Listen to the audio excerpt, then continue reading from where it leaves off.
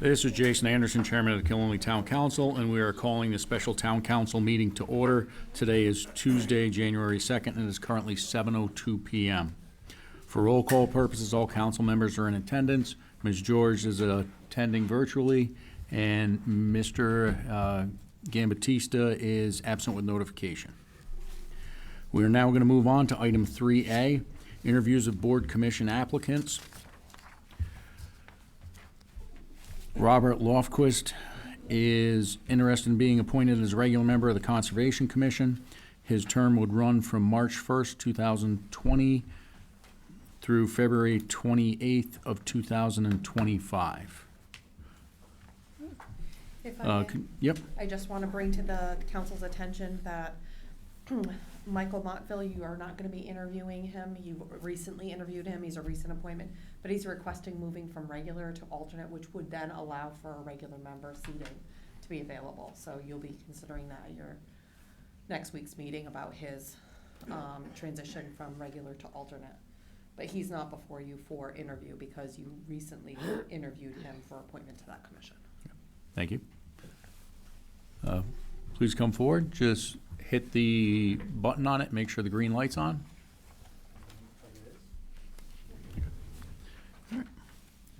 Oh, there it is, okay. Thanks. Can you hear me okay? Yeah. Thank you for coming forward, looking to serve on the commission. Thank you. Can you tell us a little bit about yourself and your interest on serving? Sure, yeah, I've lived in Killingly a little over 20 years. Really appreciate the resources we have around here, the parks, the walks, the hikes and stuff. I use them a lot. I also recognize that they don't happen by accident. They don't stay by accident. It takes people to step up, to take care of them, to watch them, and I just want to be part of that. I'd like to, I people to, everybody else to enjoy them too in the future, and if I can be a part of preserving that for other people to enjoy, I'd like to do that, so. And Donna won't stop asking me, so.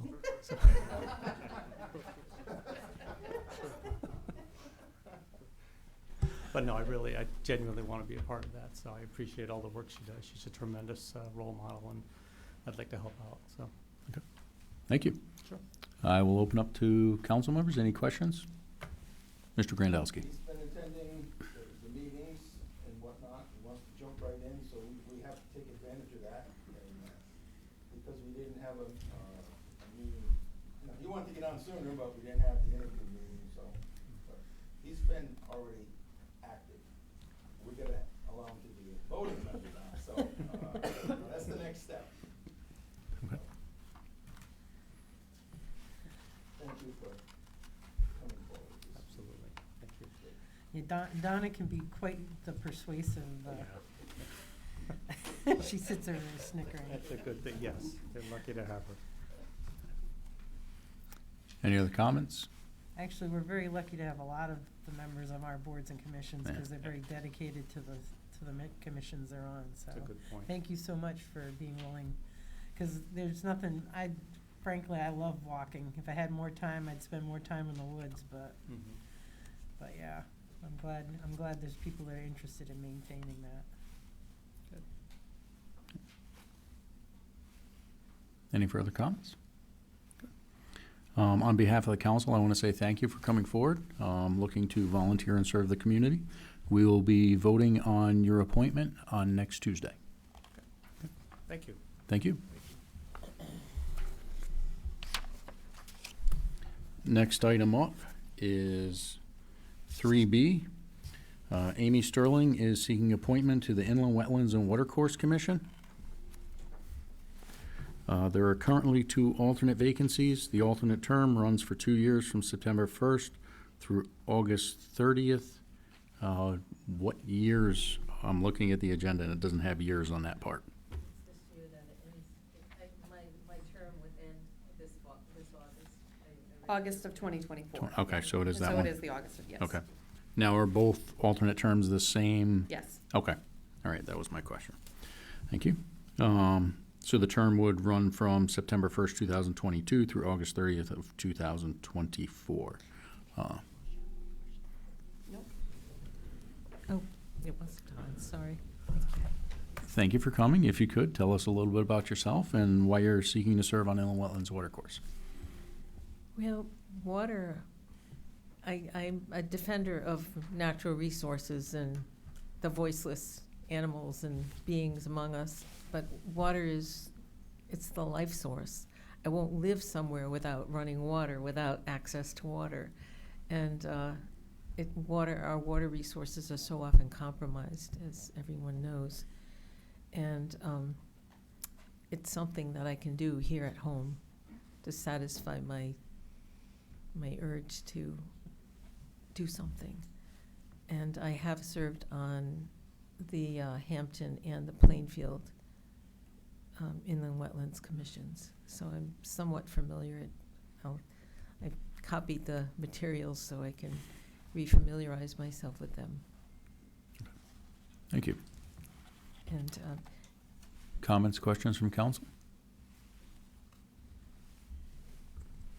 That sounds wonderful. I love your attitude and welcome your experience. well, thank you. Thank you. Thanks for coming.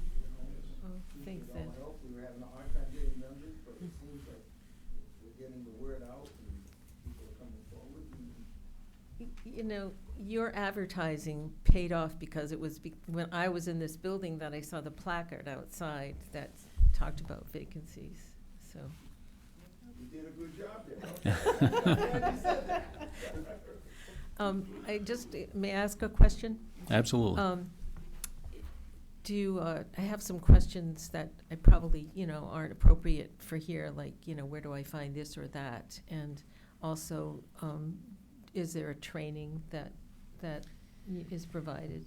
Yeah, so all great questions. We have some really dedicated staff that staff our that commission, so Inland Wetlands. They'll definitely be able to meet with them once you're if you're appointed, or anytime you can go down to the Planning and Development Office, schedule a time to meet with those liaisons. They can walk through any of those questions and also hook you up with any training, land use training. Okay. I So will do that. absolutely. Okay, thank you. Any other questions for us? Well, there are the details that, He's actually sitting in the back of the room, Jonathan, with his business card in hand. So see him. You can definitely pick his brain. Thank you. Any more questions from council? Okay.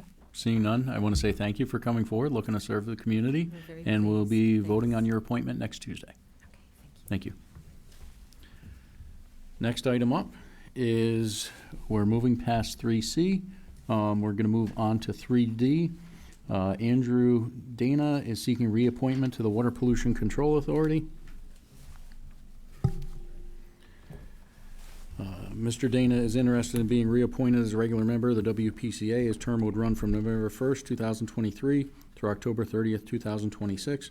Mr. Dana attended 5 out of 9 meetings in 2023 and 7 out of 8 meetings in 2022. The WPCA currently has 1 regular member vacancy and 2 alternate member vacancies.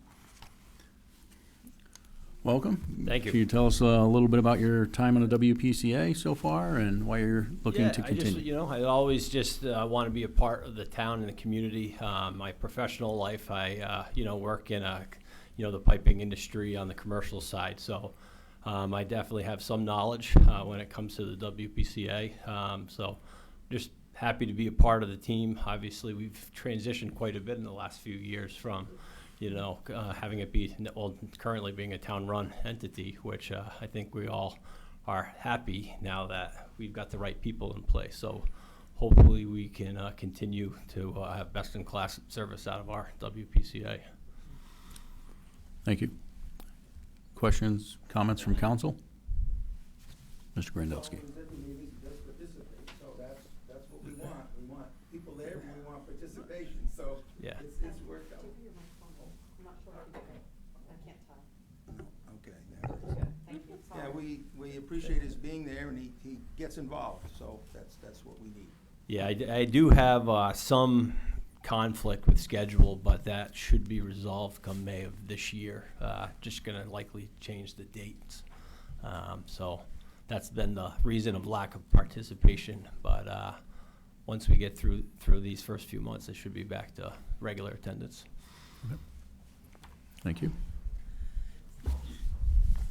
I just wanted to say welcome and I appreciate your service, and I'm always humbled as a wastewater operator to sit in that room with all Yeah. that knowledge. Thank you. Yes. So is there anything as part of the as being part of the current commission, anything in special you need from us?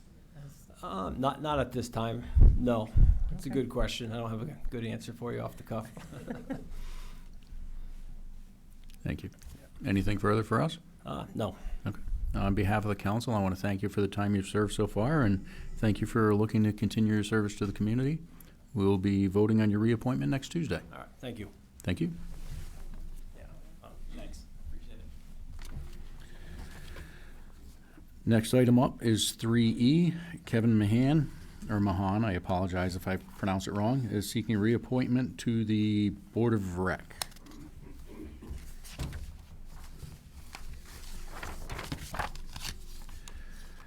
You're- Been a lifelong resident of Danielson, just retired a couple of years ago, and wanted to just, serve on the board, so I thought the Parks and Rec would be good for me. Still involved in sports for different organizations, so the last 2 years went really, really well. I think the group that we had got along really well, so I just decided to, try to come back up for another, couple of years for it. Okay. Questions, comments from council? As the rep for Parks and Rec, Kevin jumped right in there. The bike rodeo that we just had, that was, Yeah, there's another one's coming up. so he initiated a bike rodeo with our officers for teach bike safety, and so he jumped right in, so. Is there anything you think the council can do to support the Board of Rec better? Bucky would be able to answer that more. You'll get to that later on in your agenda when you meet with Board of Rec. All right. If I were to give you an answer, I'd just say, give us more money to do things, but. I hear that from everyone. Well, now's a good time to say it, because budget season is coming up, so if someone Okay. hears you saying that, Yep. maybe we get some other people to say we gotta put more money in that, so that's a good comment to make. Yep, the theater could use it, and any other programs and everything, so it's a good, good thing for the community, just to keep it going, and it serves all ages, from kids right up through seniors. So, it works out really, really well. I'm really super excited for us to get into Westfield Ave, though. That's gonna be super exciting. Any further comments? I'd like to say thank you for coming forward and looking to continue serving the community. Yeah, thank you. Thank you. We'll now move on the agenda. We are going to move on to 3F. Vance Carter is seeking reappointment to the Board of Rec. As a regular member, his term would run from January 1st, 2024 through December 31st of 2026. Okay, all right. And we are 3G. Melissa Phillips wasn't able to make it tonight either, so we'll move on to 3H. Faye, and I apologize if I mispronounce your last name, Barrio. You got it. Seeking reappointment to the Board of Rec. As a regular member, her term would run from January 1st, 2023 to December 31st of 2025. Her attendance over the course of her appointment has been consistent with only one absence in 2023. Welcome. Tell us a little bit about your time on Board of Rec and why you're looking to continue serving. Well, I've been a member, I've been in the community for 39 years. I've been on the Board of Rec, I think, since I retired. It seems like, I worked at Frito-Lay for 35 years, did a lot of community work there. I believe in volunteerism, because I think that's the only way the towns and anything will go forward. I do run a rescue, and when I started the rescue, I had 50 volunteers, and I have over 160 now. There's been a lot of transition in the Park and Rec, and I do believe that it's going forward in the right direction, and I want to be part of it. Thank you. Comments, questions from council?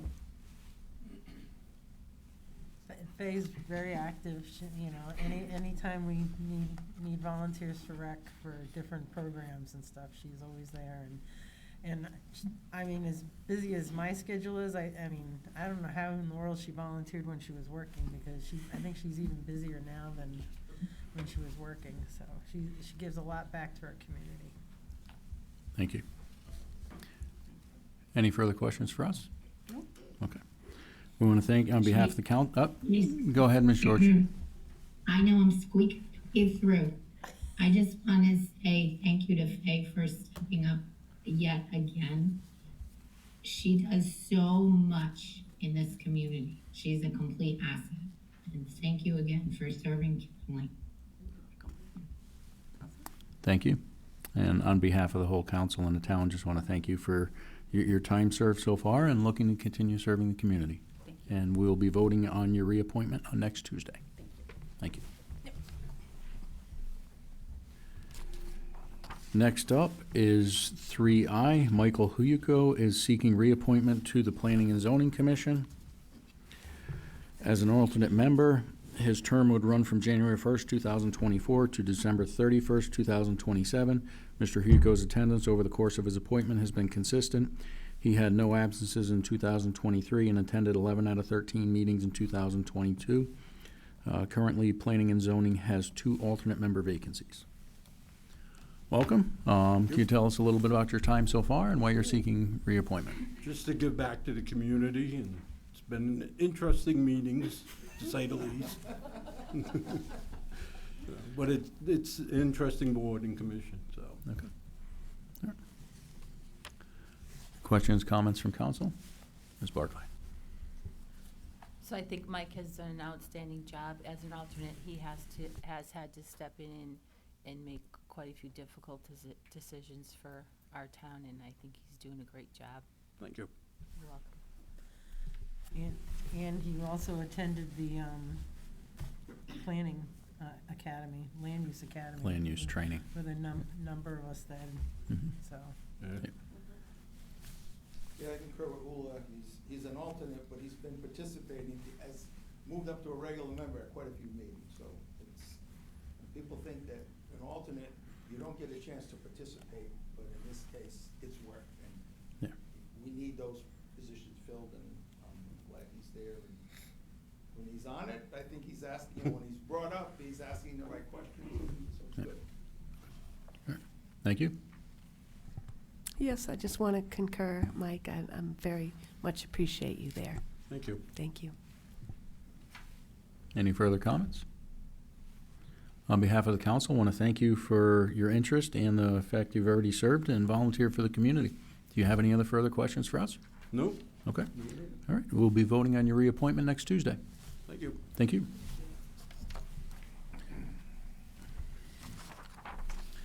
Next item is 3J. David Smith is seeking reappointment to the Housing Authority.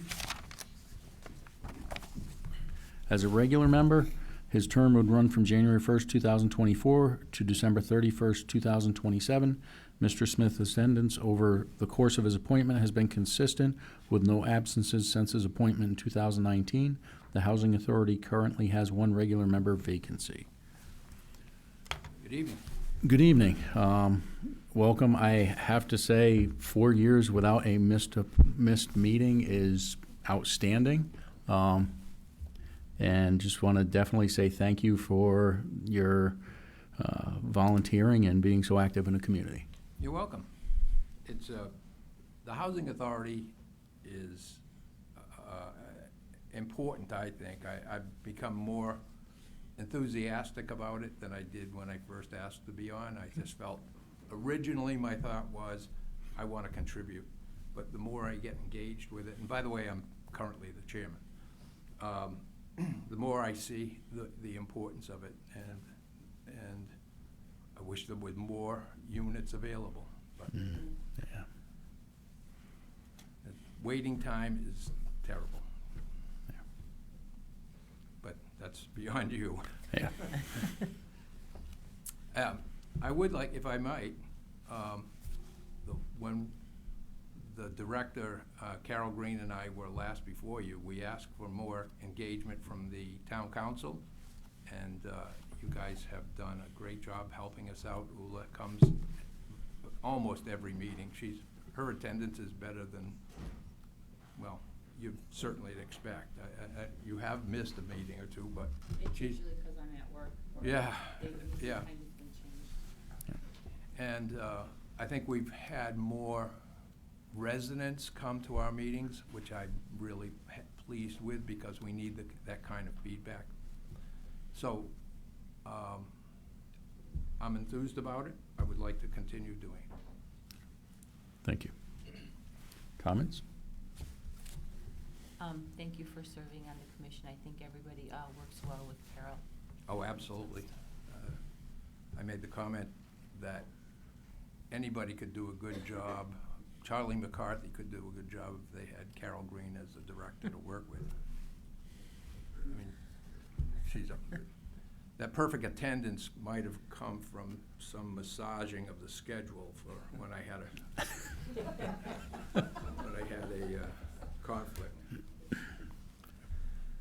But we do need that, the vacancy filled. Filled, If, yeah. You can, I try to recruit everybody I can, but as you know, it's not, people are reluctant. And I think one of the points you brought up is the waiting list, and I don't think people understand how great a need. I mean, we're getting stuff from Hartford about having affordable housing for our middle-income families, but finding elderly housing, you know, that's a super huge, to be able to keep people out of nursing homes and out of the hospital. I mean, what you guys do at Maple Courts is a huge service. It helps a lot of our elderly stay in town, the town that they love, so. And if we had more, the elderly would move into that and open up other housing for families. Yeah. But the state seems to favor other corners.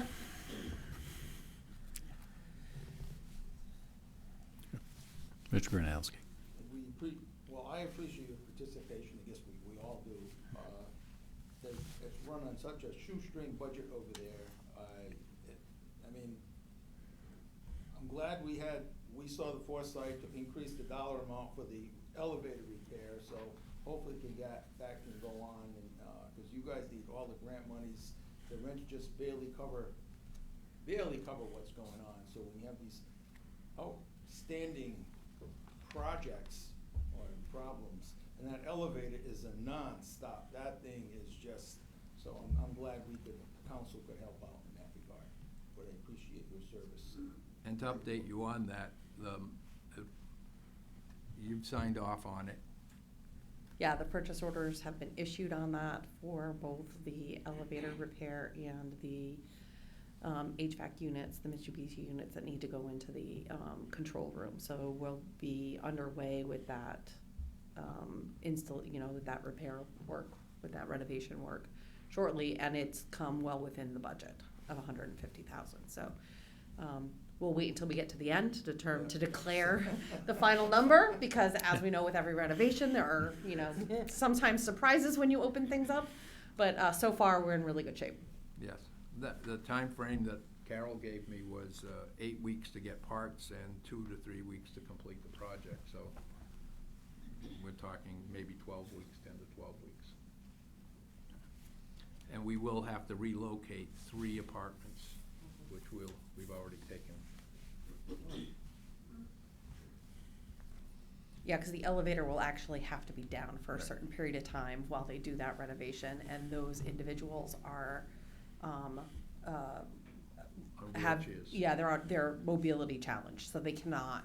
There's no functionality for the stairs for them, so this project will require relocation of them to another space during that time period that the elevator is completely down. For Well, those it's good that safety you're anticipating concerns. that. That's I mean, we have to get this done, so it's an inconvenience, and that population, they do not like to move. I think it's, you are making the effort, and I don't know how well the participants are in taking advantage of that situation, but we have to get this done, so I think it's a good.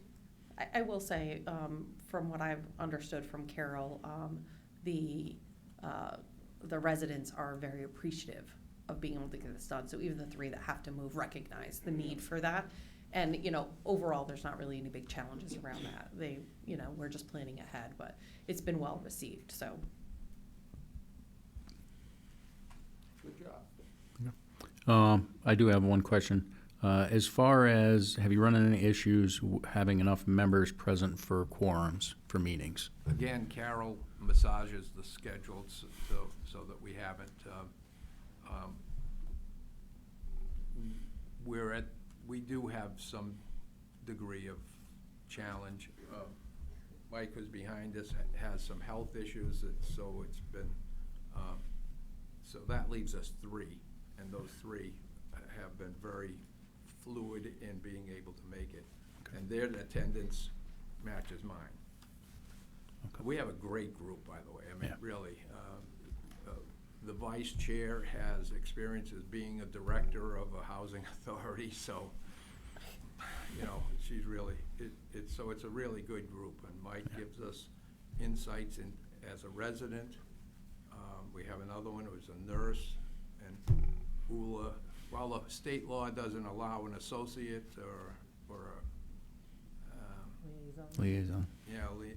the liaison is right there and gives us her perspective, almost like a councilman, a commission member.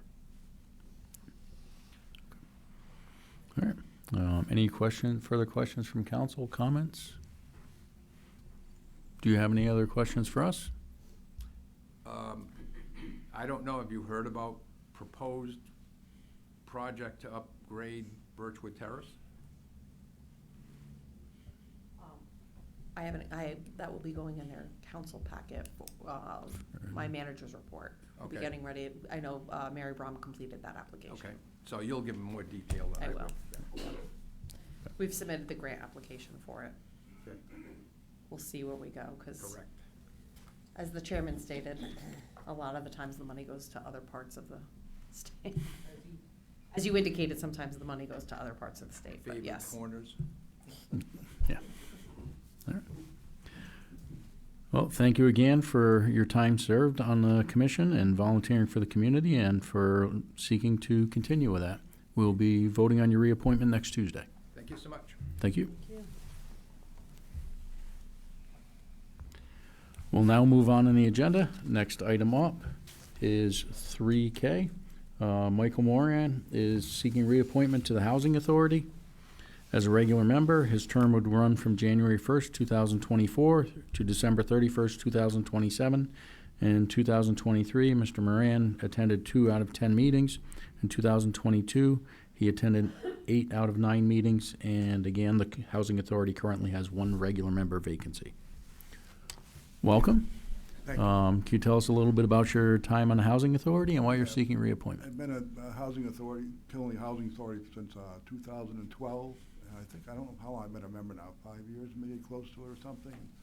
I enjoy helping out, and I'm a current resident member. And I try to help out the best I can with Carol and the other residents, because I'm kind of like their voice, to let them know what's going on. I like to continue to help them. I run into some health problems, but I'd rather not say in public what's going on, but I told Carol if she runs into a pinch, I'll be there. I'll go up and get through the meeting. And I'd like to continue to help residents because I like it there, and some don't know how good they have it, how they're treated there. Thank you. I will say I think it's a really good thing that the residents actually have an actual voice and a vote on the commission. I think that's really important for yourself and the rest of the residents. Because a lot of them don't realize what the meetings are about, and then they learn, oh, I didn't know that, Yeah. It's good to know. Yeah.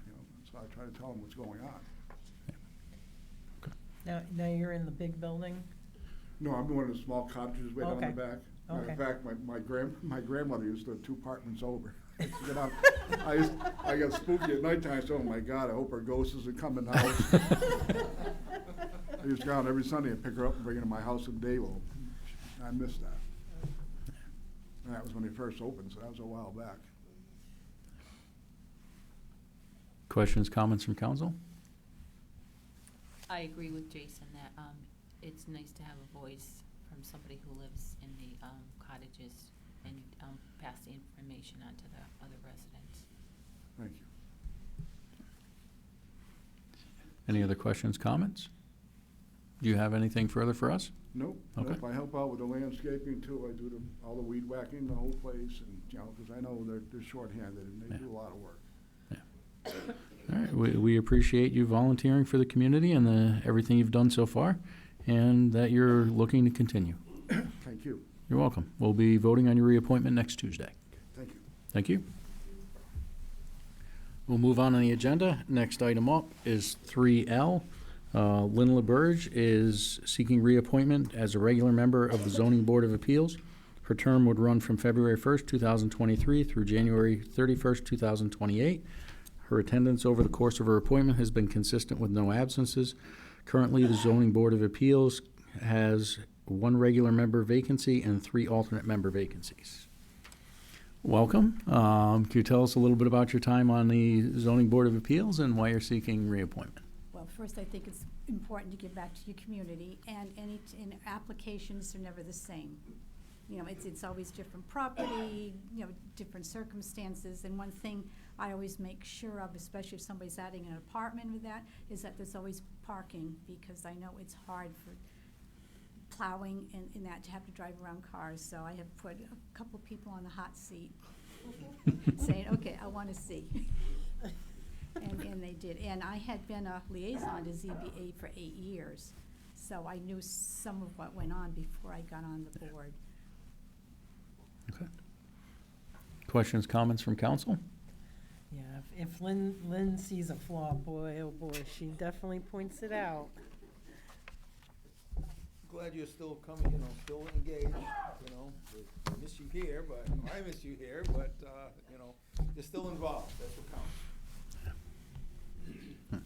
And I remember my time as a resident before I became a council member, going to meetings when you were on a council and watching how engaged you were on a council.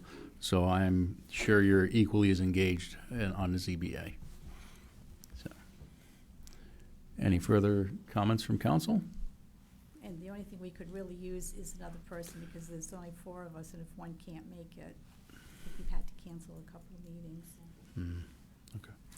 Yeah, we have been recruiting and doing what we can to get people to come volunteer. And seeing this many people who were seeking reappointment tonight was great, as well as the people who are seeking appointment for the first time as well. And I think we're starting to head in the right direction. And I was glad to hear tonight that our advertisement downstairs actually has helped. Yeah, we actually have that downstairs here at the town hall. We also have it at the rec department, and we have it at the library. So it's good that it's recognized Yeah. and seen. Yep. Okay. All right. Well, I want to thank you again for your volunteering for the community and serving, and looking to continue that. And we'll be voting on your reappointment next Tuesday. Thank you. Thank you. Next item up is item 4, citizen statements and petitions. Ms. Calori, did we have anything submitted by email? We did not. Okay. At this point, if anyone would like to come up and make public comment, all we ask is you keep any comments relative to the items on this evening's agenda, which would be the appointments and reappointments we just went over, as well as we are having a meeting with Board of Rec and Staff Liaison Bucky, and also the review and discussion of the Plan of Conservation and Development with the Planning and Zoning Commission. Oh, excuse me. And Economic Development Commission representatives. Trying to read that without my glasses, I failed. Anyone want to make public comment? Last call for public comment. Seeing none, we'll move on in the agenda. Next item up is 5, old business, and we have none, so we'll move on to item 6A, which is a meeting with Board of Rec and Staff Liaison.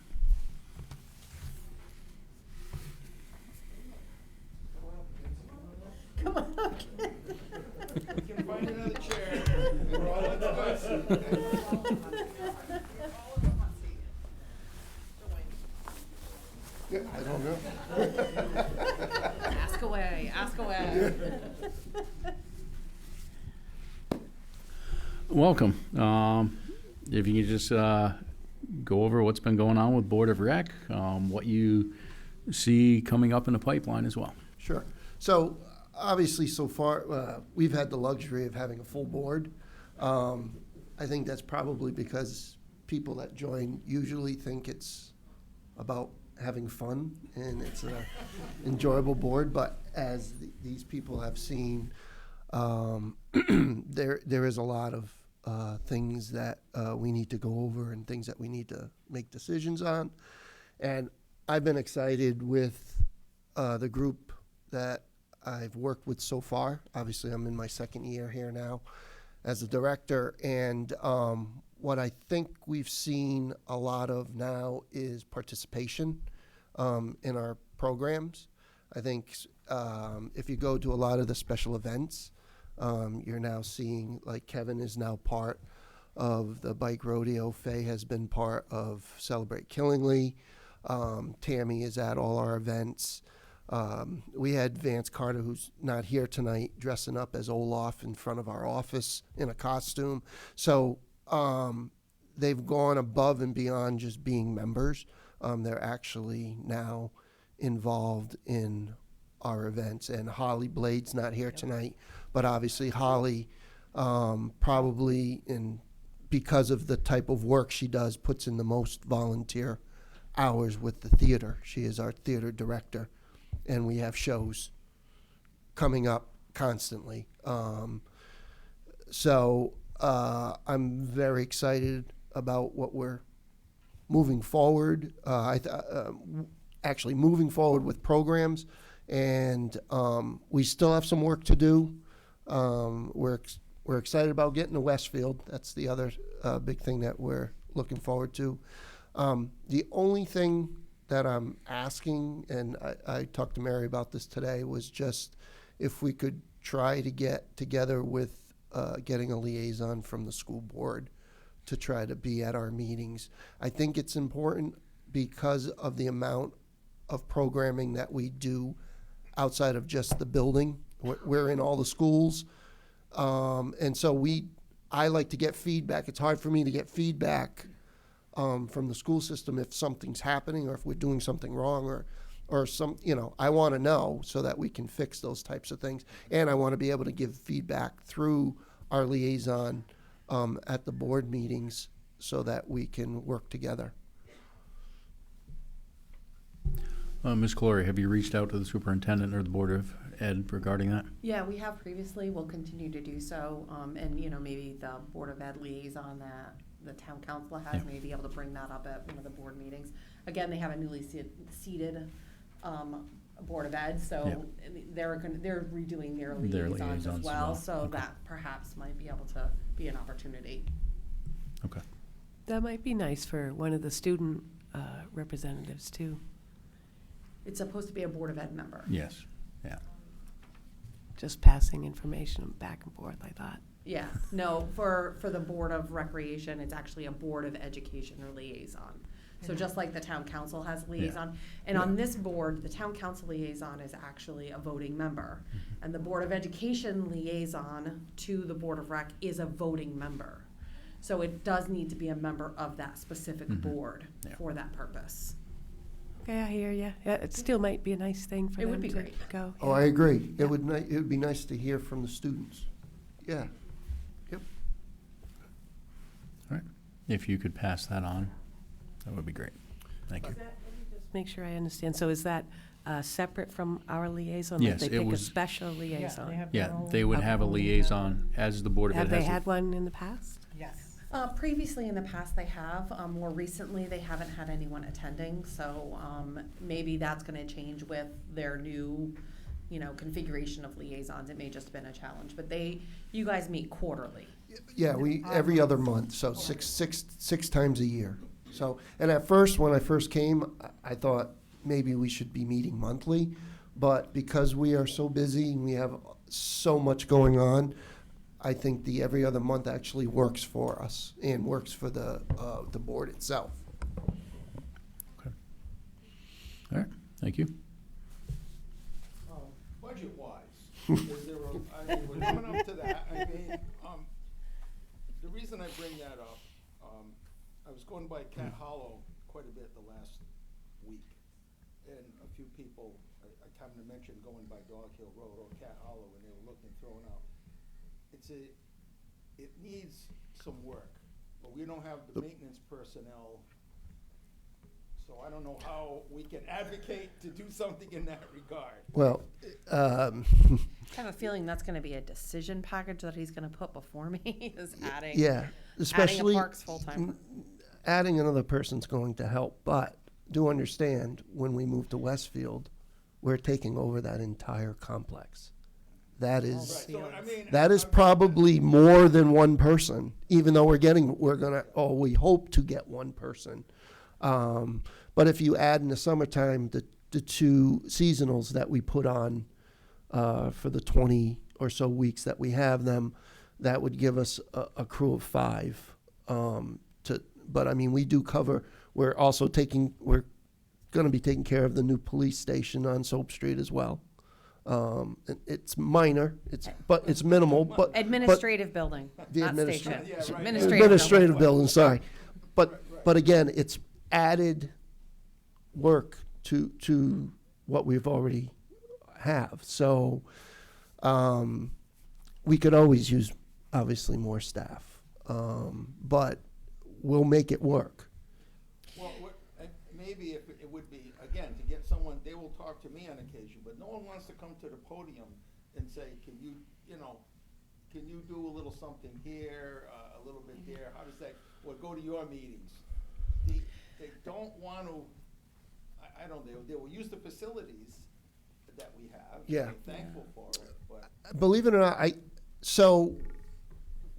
since I've been here, I haven't, if there's been an issue, it's been addressed. For example, one of our board members actually emailed me, Lori Zanata, regarding the dog park just about a month ago.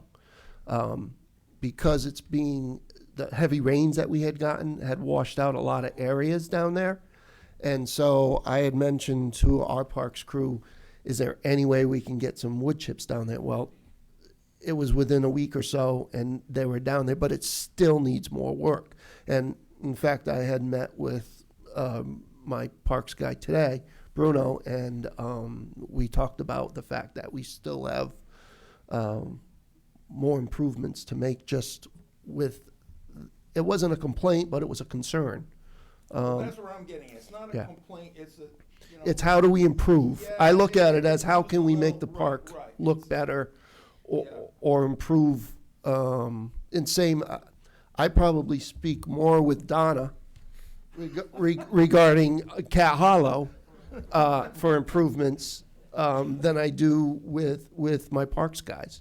But again, they're always down there, if we get a storm on Sunday or a windstorm, they're always updating me, hey, we've got, trees down here or things that we have to clean up. But they cover a lot of ground for 2 guys. Yeah, and another thing to consider is, I know this is it's been out there for a while, but we gotten grant approval, 6-7 years ago, but we're in the design phase right now to complete, but we're gonna be expanding the river trail. Yeah. The river trail, we're gonna be doing phase 5, which is gonna go another, I think, 3/4 of a mile south of where it is, and then we're doing the design for phase 6, which would bring it all the way to the would bring it through the Plainfield border, right? So that's additional space. Right. That is gonna have to be managed, maintained. Garbage, Trash trash bags. Trash is big. The dogs too, the dog bags. We're adding those as we go. So I mean, those are all not only time-consuming things, but they're costs too that we're adding. So But the river trail is highly utilized. Oh, God, You know, yeah. we have a lot of people, that was, you know, Well, that's the second area I was gonna get to. Yeah. I get a lot, Cat Hollow, people use it. Yeah. Well, you know, maybe the trail's not quite, or the flowers should be attended, you know, maybe a little more emphasis on the flowers, but it's not the trails, but come over here, go to the podium, Right. go to your meeting a little bit. and, Right. You know, and convince us to give you some more money for Right. that too, you know, Right. that's. We haven't had anybody come to our meetings at the Board of Rec. So, but again, we, But they've been, they like it, so it's not. Yes. Then it's not gonna stop them from going, I mean, there's, you know, it's minor. I'm not the flower guy, you know, and that's where it is, it's more in the flower arena. Yeah. So, I'm hearing a partnership with the Ag Commission, for you're saying- I flowers, was not right? gonna say Maybe that. that's where Okay, we can yes, go with that. Right, Mother that would Nature's be garden. somewhere, a real life Or experience. the community That's gardens. That's a real situation out Good there. idea, Mary. yes. But that would be nice too, if we could get that come on board to some degree. But everybody I talked to, they like it. Owen Bell is just like unbelievable. Yes. Positiveness about that, it's just. But now when we're gonna dredge the pond, that's gonna be, that's gonna get to be a challenge too. But you gotta be excited about, I say finally, it's been in the works. We're building the Joyce Ritchie Pavilion, by the concession stand. And again, we're working with, it's not just the parks, it's the highway department. In conjunction with them, they've done a lot of the work already. Pouring the pad, prepping the ground. And now if we don't get that snow on Sunday, they're planning on starting to build the pavilion. So our hope is to, dedicate that pavilion and have a nice ceremony down there for the family in the late spring. So, and again, then we're going into the dredging process, and I'm sure we'll have to deal with that. And that's a really good example of partnership between recreation parks and the highway department in order to be able to achieve a lot of financial savings to the town by having the staff that we have at the highway department and the collaboration that they do with the parks department. It would have cost the town substantially more money to install that pavilion, but we're able to do that with our own staff. So we're not having to contract out for that work. They're able to perform that in-house, which they do a great job, and they really enjoy. The highway department really enjoys doing that work. It's something that they can, point to later on and be like, hey, look, they can talk to their family. Oh yeah, I helped put that up. They still do it with the Boundless Playground. Right. They're the ones that put up that Boundless Playground. So it's really a morale builder for them, but it does save the town a substantial amount of money when we're looking at doing installations like that. Having, the highway department and parks work so closely together and be, very skilled teams, we can achieve a lot of that in-house. But everybody likes the facility, I mean, it's like, okay, you wanna talk to me about flowers, I'll pass it on. And I don't want to leave out, we do need to work on Lions Park off of Lewis Boulevard. I've been working with the actual organization, the Lions Club, and the national organization actually has grant money, and we're going to be hopefully applying for some grant money to try to upgrade that park as well. Maybe add a little bit of parking down there so that they're not on the side of the road. And then new playscapes and some interaction type stuff for kids down in that park for the neighborhood, because it does get used, believe it or not, when you drive by there. So I do have a gauge on, not just Owen Bell or not just certain areas. I want to try to improve the entire area of parks that we are in control of. And then obviously, when we get to Westfield, I think there's a lot of potential with those grounds there. That's a different animal. Absolutely. That's gonna be Yes. a big challenge. Yes. and Yep. You gotta wait till you get into it. Yes. Yeah. So, but we're excited. That's what, we're moving forward, so that's a good thing. And we're always improving, so. We know there'll be blocks in the road and obstacles, but we'll get through it, and then, we'll be back here talking about how excited we are to be there, so. We're looking forward to it, and I think that's why these guys here are staying on, because you work hard to get to that point, and they want to see it all the way through to when we get in there. Ms. Murphy? Yeah, I just wanted to say, so I'm originally from Brockton and Dorchester, and that was the first thing I noticed, like, oh my God, look at these parks. Just so you know, though, it's been that way. I played at Owen Bell Park. You got to remember, I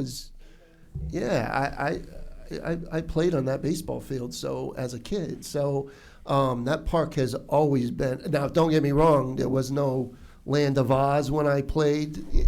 Where the playscape is, there wasn't a splash pad. So there's been constant improvements over the years. Skate park. In a skate park, there was no skate park. It was just a basketball court back when I was a kid. So to see all those things grow and then to continue to improve on it, being an adult, to see those things happen is gratifying as well. Any other comments, questions? Do you have anything further for us? No, I just, I know Patty's on, and just talking about the rest, some of the special events. It's been nice, too, to see not only our board, but even you guys as town council members have been at our events.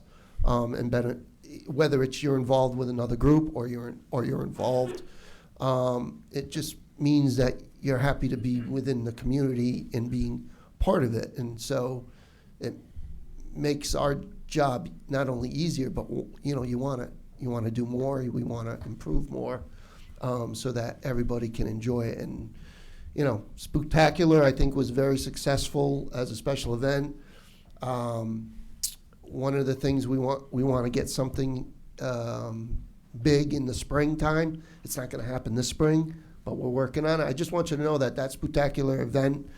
I started working on that probably within the first 3 months that I started working, that I was going to do something Halloweenish for the town. And I think it was pretty successful. I think it's going to grow, and that's what we're looking for. So I'd like to get something to replace Springfest in the spring, something that will attract a similar crowd. Not sure what yet. We're throwing ideas around right now, but we are working on that. And then, of course, we're working on, like I said, getting out of the current building and moving into the new building. So when we can do that, and there'll be a lot of. I also want to mention, not only the boards, but there'll be a lot of change in turnover in staff. I just want you to understand it's not because they want to leave. It's their time. So we have a lot of. They're all ready to retire. They are. So you're gonna see probably a big turnover. Dang. Especially with the main office staffing. Once we move. Don't worry, they'll be going to the senior events. Don't worry. Correct. Yes. So, and our new rec supervisor has been doing great with our youth program. So I'm really excited to have Tommy on board. And so I think moving forward with, myself and my assistant Anthony and Tommy, I think we're going to be in good shape. And of course, obviously, we have the support of the board too, which is really nice. Oops. Go ahead. Sorry, Tammy. I don't know if you can see my comments, Bucky, but I just wanted to thank you and your entire crew for everything you guys do. And the way you collaborate with other groups just brings it to another level. You're just doing an amazing job, and my hat's off to you. Thanks, Patty. So I was just gonna point out Christmas, we did a few little tweaks here and there this year. I think it went well. Frosty's Big Night Out it's amazing, just a couple hours and you can make so many people happy. And we dodged the rain. That And was we the dodged the scariest rain part. again. Oh. We I had a dodged- lot of that's- pressure not to that's- cancel that event. Oh my That's the gosh. second year that we got in just in time Yes. and then it started to rain. Yes, yeah, it So, did- but it did yeah, and very well. Breakfast with Santa is always fun. Yep. It's a commitment on my part to go and do crafts, but it's great watching the kids and their creativity and the families coming and taking pictures and, I've had multiple kids come in every year. Oh, look, I've made this ornament and that ornament, and so it's nice to have consistency and to your comments, Ed, those people don't kind of like the housing thing. People don't understand it takes a large amount of effort to keep that stuff up, and all you seem to hear a lot of times is how bad things are in town. Yeah.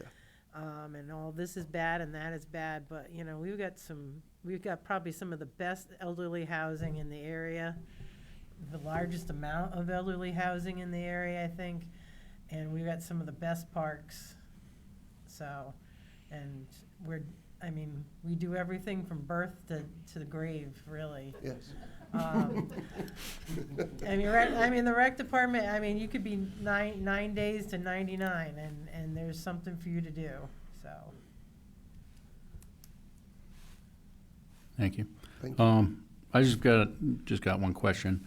Are you looking to have any events that would bring more foot traffic to downtown, considering we're no longer having bike night, and now that we've moved Celebrate Killingly, which was Tomato Festival before that, from Davis Park to Owen Bell Park, because those two events, specifically bike night, brought a lot of foot traffic to downtown.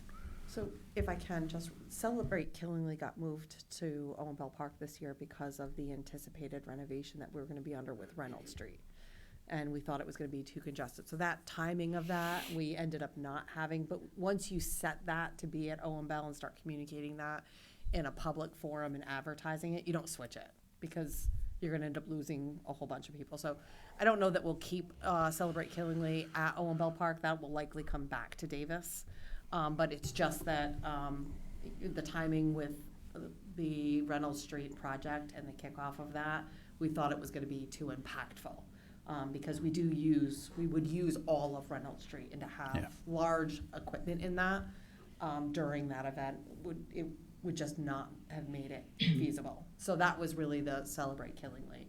And I know that, he's looking, I'll let you finish up, but I just want to touch on that. Yeah, the other thing, obviously with the Brickyard development, I think that's going to be a draw that we may be able to be part of with programs and activities, depending on when that gets finished up. So I think you'll see a turnover of things. I don't want to commit to saying that Celebrate Killingly is not going to happen, but we are looking to make changes, just because you have to. You don't. I'm not saying it wasn't that successful, but I think the location was difficult.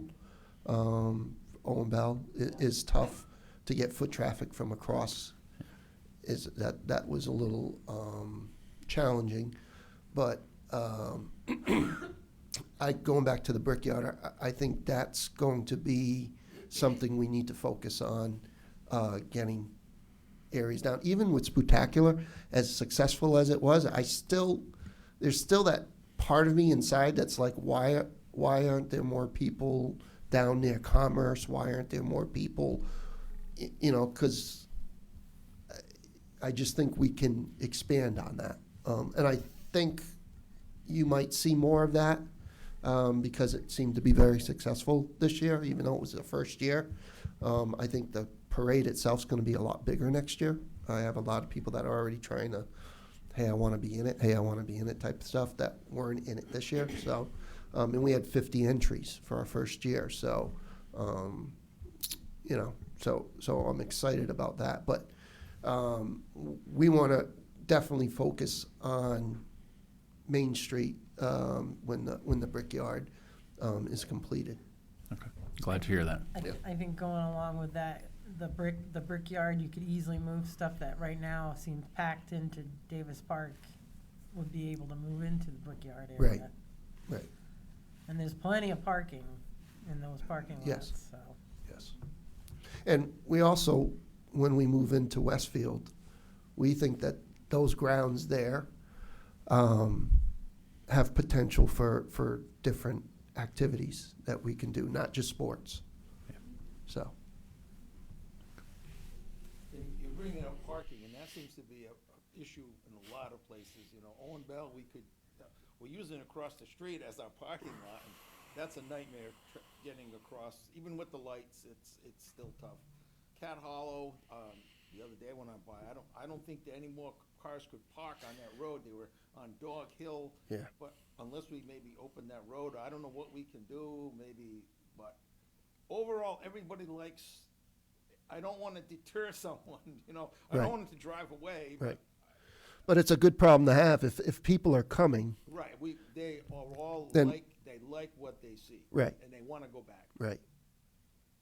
I will say with the Owen Bell Park issue, I think I'm trying to rectify the parking issue by adjusting schedules. So we're not allowing 3 or 4 events, and I'm talking about sporting events, to happen at the same time.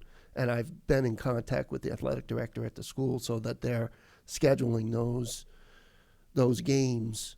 They're staggering them now. So you won't probably see a softball game and a baseball game at the same time, along with soccer and Little League,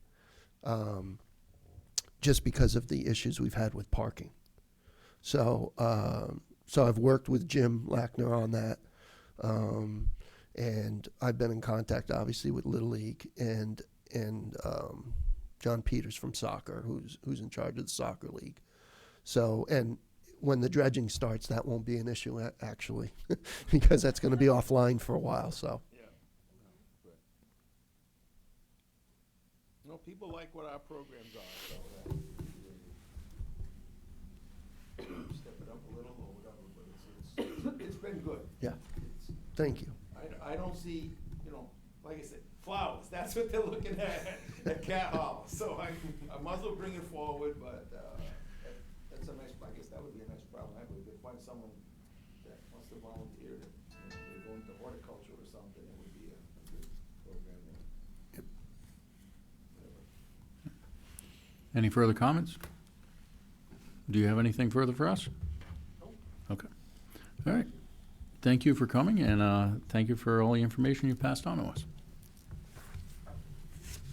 We'll now move on in the agenda. Next item up is 6B, review and discussion of plan of conservation and development with Planning and Zoning Commission representatives and Economic Development Commission representatives.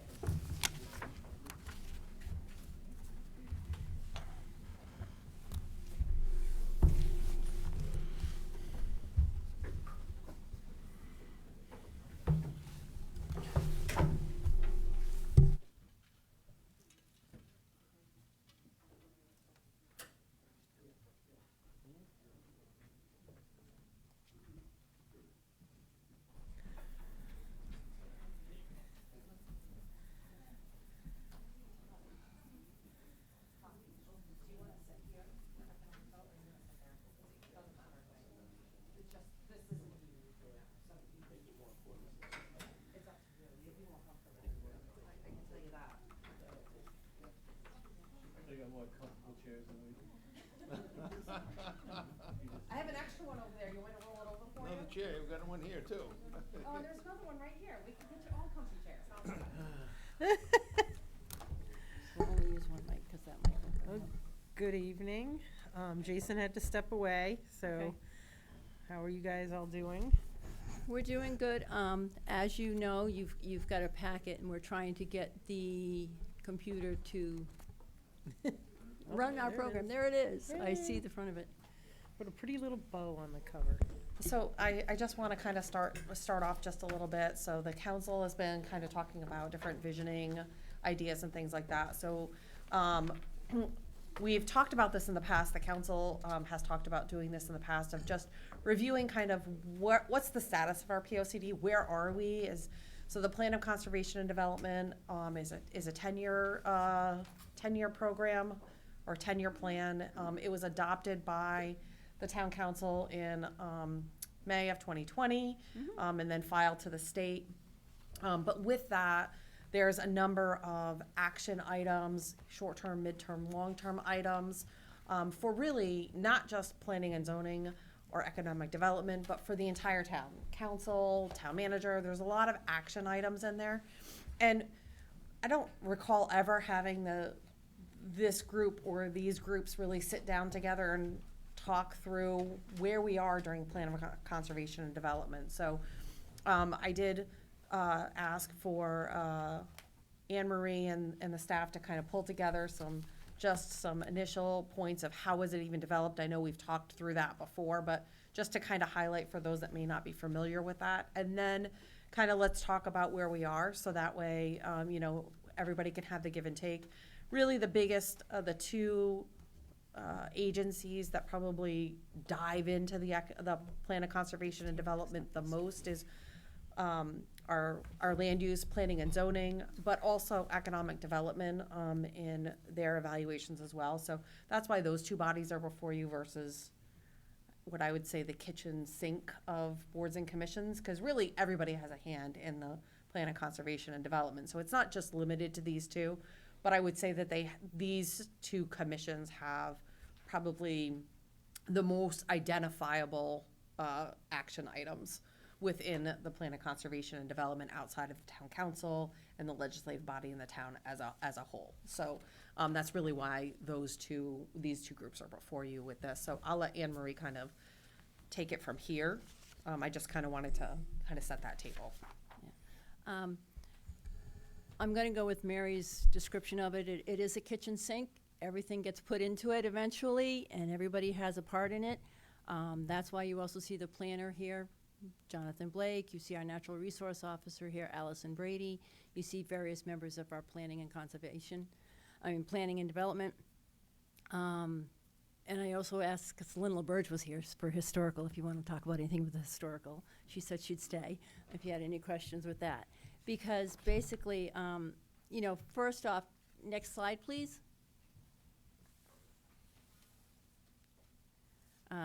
First off, why do we create a plan of the conservation and development? What steps do we take to create it? And I didn't realize when I took that picture that's supposed to be coins underneath all that soil. So, next slide. Again, it's something that we're required to do under Section 8-23 of the Connecticut General Statutes. Basically says that the Planning Commission shall prepare or amend and shall adopt a plan of conservation and development for the municipality. And I just highlighted just two sections where it says it's the Commission's recommendations for the most desirable use of the land and the most desirable density of the population. This slide is actually a slide of when we were actually introducing the Plan of Conservation and Development to the Town Council. I just figured I'd reiterate that one. Next slide, please. And then just to give you a really brief overall view of the process, it basically took us, this is not something that happens overnight, it took the Planning and Conservation Commission 1.5 years to go through this process. And to go through the process, a lot of it was the community outreach to get the public input. For the first time, we did a public survey. We did it both written and online. We had the written available at Town Hall in various offices, in the town library, at Parks and Rec, even at some of our local shops in the downtown area so people could fill it out and send it back. We had joint meetings with other commissions and staffs and boards. Discussions with various department heads. We pulled in department heads. We asked them to come in and talk with us. And then everything culminated at a public charrette on Saturday, January 12th. And we had over 60 participants. So we actually had somewhere between 60 to 75 participants. And then, like I said, the public surveys, we got a response of 187 people. So that was something that we had, we were quite pleased with. So, and then the staff went and took all that information. We tried to coordinate it. We did research. Then the Planning and Zoning Commission went through the proofing, editing, and more proofing, more commenting. The formatting, we tried to figure out the best way to format it. Again, trying to go within the goals of the state statute, because there are certain requirements that says the plan shall, and then there are other things that said the plan may. And so basically it was to find the goals, the policies, the action items, timeframes, and responsible parties. Again, as Mary said, it was approved in, I believe the town council actually saw it for your review. I can't remember if you held a public hearing on it, but you saw it for your review sometime in March. We held our public hearing in April. It was approved in April of 2020, and it became effective May 4th of 2020. So, next slide, please. So just basically, where do we stand today? Where are we in the process? Next slide. As you may not be aware, there's 9 different plan elements. There's the cultural, historical, economics, education. I'm not going to read the whole list out to you, but that's why this is the kitchen sink. This is everybody takes a part in it. And I thought the shell was the perfect example. It takes all the different parts to make a whole. Next slide, please. And each element has its own goal or goals. Some of them do have 2 or 3 goals. Each goal has its own policy. Each policy has its own action items. And every action item is assigned to one or more people or groups of people.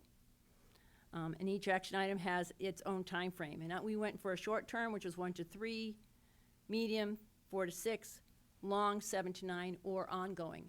There's quite a few elements as we were discussing things with people that are ongoing. I don't know. Lynn, is there anything that you'd like? Next slide, please. Anything you'd like to add at this point, Lynn? No? Okay. And again, the cultural and historical resources. Again, I'm just listing the goals out, and we can give you the various things. What I put down there is the status. I said the work's ongoing. This is something that's never, ever going to stop. But we have limitations due to obtaining and working with federal, state grant programs. So, you know, we could say that something's going to take 1 to 3, but by the time we get into the grant program, by the time we do our reporting, it could be more like 4 to 6.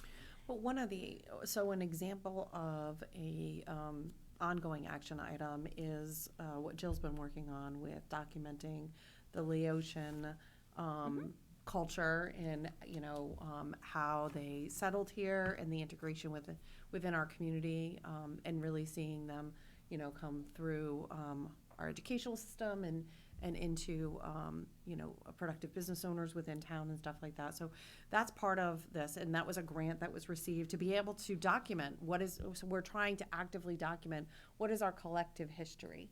And so that's a good example of something that is part of the ongoing, but meets with this POCD, with working with the historic district, with the historic commission, the historical society. I always mess those two up, but anyway, the historical society on getting that documentation done. It's really kind of in that partnership.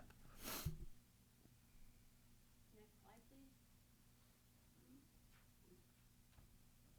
You take over, Ms. Economics. Economics. What is it? What is it not? I think it is the whole kitchen sink as well. Nothing happens in a silo. There's a lot of collaborations. The Historical Society, we're able to secure a couple Connecticut Humanities grants for operations, which is huge for them to be able to preserve and also push it forward and you know, make it forward thinking. Who are we missing? Who's not represented? We recently had the Connecticut Circuit Riders come out and look at the building. The building has some issues. So that's one of the things that we're working on. The Laotian project, we're really proud of that. It was called Our Town. There was over 375 applications, 53 communities were chosen to be awarded for their projects, and 4 were featured, and the Killingly project was featured nationally as one of the top 4. They really like the project. So it'll have a public art piece, it'll have a film piece, and a living documentary piece that'll be carried forward. Other projects we were working on this year, thanks to ARPA funds, we were able to remediate 125 Alexander Parkway, and once again, it didn't happen in a silo. It didn't come out of economic development. It also came out of the Public Works Department. They were out there digging up tires and scrapping the metal, and without their help, the money probably would not have gone far enough. And as a result, we were able to attract a developer and unlock that piece of property that's been stuck for a very long time. Together with the planning and zoning, we spent over a year going through the business park regulations. Once again, that was underutilized. It hadn't been developed. So we went through those regulations over a course of over a year to fine tune it, to see with developers as well. You know, we wanted to hear what they needed to unstick that. So those regulations have been developed, but it doesn't stop there. Raw land is just raw land. It needs the infrastructure. So we have to start looking at the infrastructure. And in economics, the best time to invest in infrastructure is before you need it, not after you need it, because these are slow-moving projects. So we're looking at ways to, increase the capacity at our wastewater treatment plant, because we are almost at capacity for our commercial industrial users. So we don't want to turn people away. We want our existing businesses to have the ability to grow and expand. Your biggest growth in your community is going to be your existing companies. Attraction is great, but there are cost headwinds of doing business in Connecticut, and we're right there at the border. So we have to do things that continuously retain our businesses and also attract them to stay here. And with that is those quality of life things, and the POCD, the recreation, the cultural, the open spaces. It's a balance. And backfilling those spaces, those underutilized spaces that exist. So you know that I've been working on the brownfields. That's every one of those sites is in various stages of oversight, whether it's EPA or grant writing. And as far as the council, what tools I need is that working capital, because these grants often have a matching component. And I won't know how much that matching component is because it doesn't match the fiscal year. So having that economic development trust fund and having it funded is crucial and able to capture some of those grants. Together with the economics and talking to our industrial park stakeholders is what do they need, right? They need a workforce, a local workforce. But with a local workforce comes housing. And so housing at every level. And that's another opportunity, a missed opportunity, and something that we need to be working on. And it takes time. So I think Todd wants to take on housing. We're lucky to have him on our commission. He's our vice chair. And he eats and breathes and sleeps housing every day of his life. So I think and he lives here, so he understands the nuances locally, but also in the region. Just before you go. Yeah, go ahead. Our next slide, can you do the next slide, please? This is an example of the cleanup of the 25 Alexander Parkway. Top left corner, you can see the tire pile that they had. Bottom right corner, you can see some of the piles that they cleaned away. Next slide, please. We did mention education because education is part of the plan of conservation and development, but also it reflects the Killingly Board of Education Strategic Action Plan, and I believe their plan was supposed to be revised in the very near distant future, and so I need to contact them to find and get a copy of that for our POCD. Todd, take it away. Okay, I'm up. All right, so. Just the next slide. It's the next slide talks about housing. All right, so this is our goal. So yeah, I get to see housing from a different perspective than most people. I'm a lender. I help people get mortgages to buy homes. I was a real estate broker before that for 10 years, so I've got that experience as well. But about 11 years as a mortgage person. And what I've been seeing over the last few years is a lack of inventory, obviously, that we all know is happening. So the housing market just keeps getting higher and higher and higher. Unfortunately, wages aren't keeping up necessarily with the amount of cost to buy a home these days. So we're really running into a real crisis for this. So what I'm seeing from this 30,000, I just kind of want to give a kind of a sense of what I see, so you can kind of get a sense of what we're looking for. How can the council help us in the future with trying to get more development, more housing, for the people that we have here, and trying to retain them and keep them, or keep the workforce here. So when we look at what can an average citizen afford to buy for a home right now, right? If you're looking at our top employers in the town, would say Frito-Lay is one of our top employers, right? The average salary that I see when I look online, you can find what they make. Their average salary is about $48,000 a year for an employee. That's a good paying job in Killingly, right? So about $4,000 a month. Our teachers' average salary in the town, this is off the town's budget, is $60,000 average per year for a teacher salary, okay? So it's about $5,000.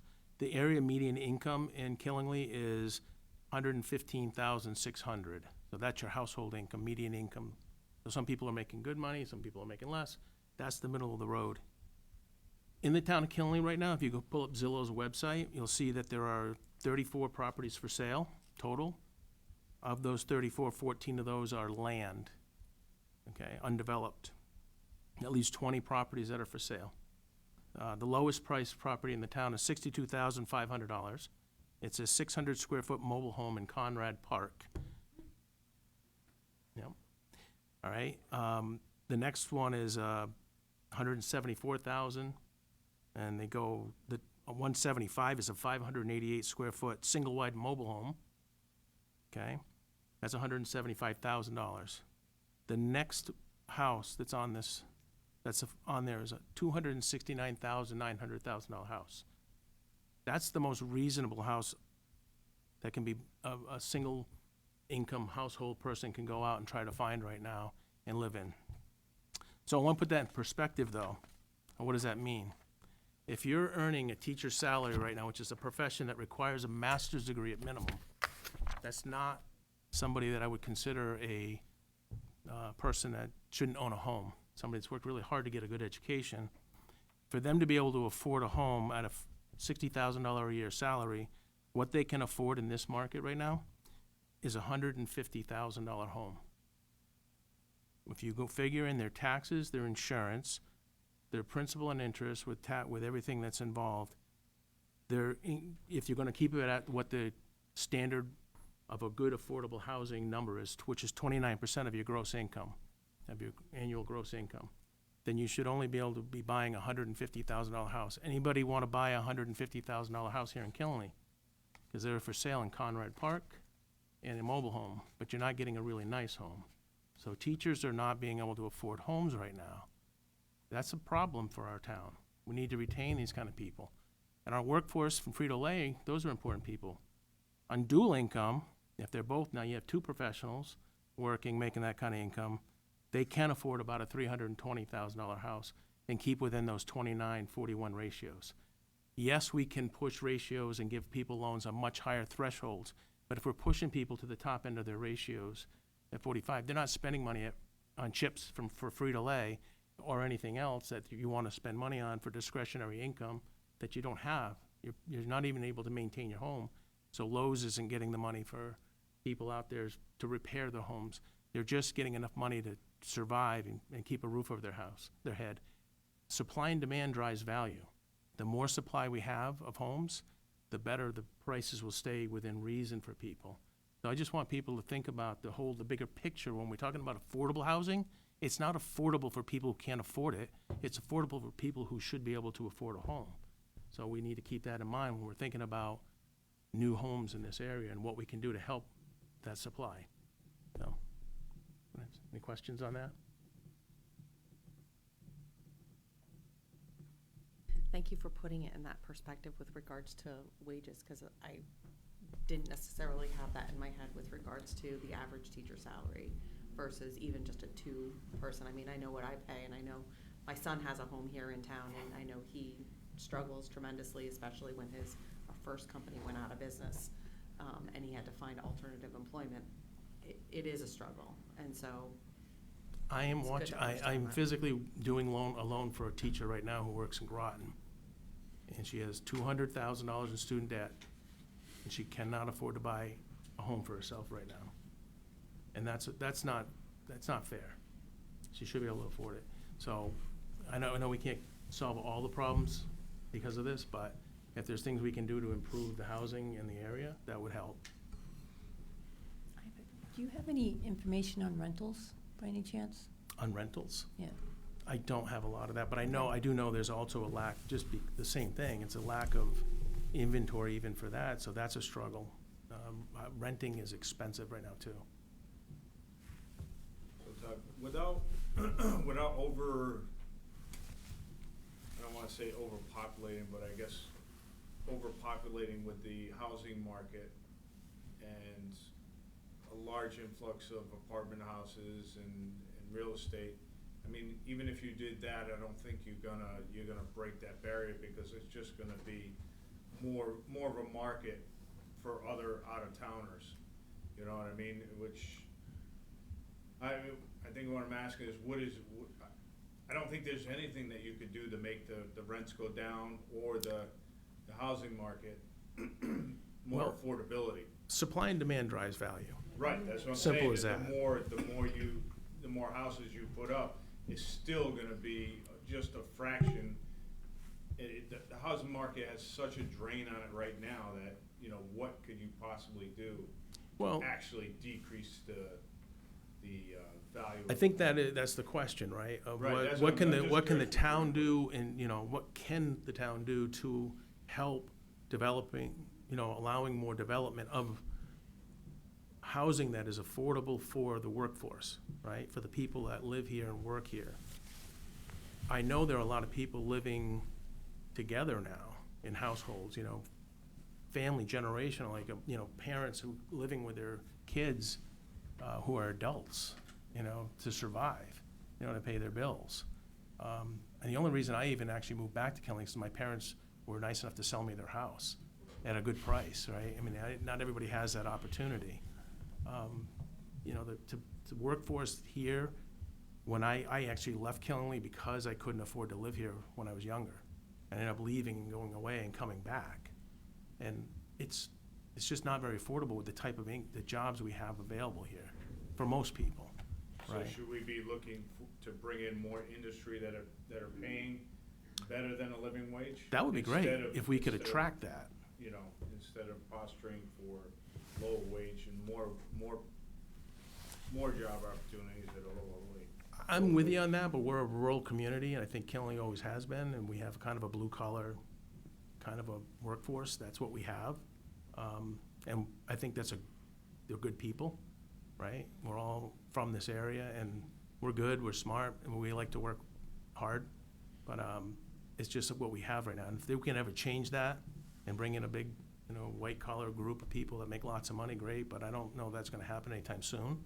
So if we can cater to the people that live here already and try to help, you know, build up that inventory somehow, I think we'd be in a lot better place. Try to retain the people that are here.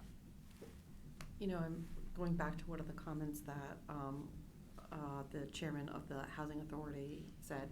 He said, you know, there's a very long wait list. If there were more elderly housing, they would be able to probably move people that are currently occupying 3-bedroom houses that are too large for them into an elderly housing, and then free up some of that housing stock without actually having to build more house. You know what I mean? There are ways of increasing housing stock without necessarily building more housing that's going to spread out and take large, you know, we're all very concerned about conservation. Open space is a high priority for, all of our commissions, and being able to identify that. So it is a delicate balance, but you could do it in a way that helps to minimize the impact on open space, but still generate opportunity for people that just want to live here. We have kids that are eventually going to want to be on their own, or elderly or older parents, or people that they don't want to take care of the 5 acres anymore and they want to go to something smaller. There's not a lot of options for that anymore.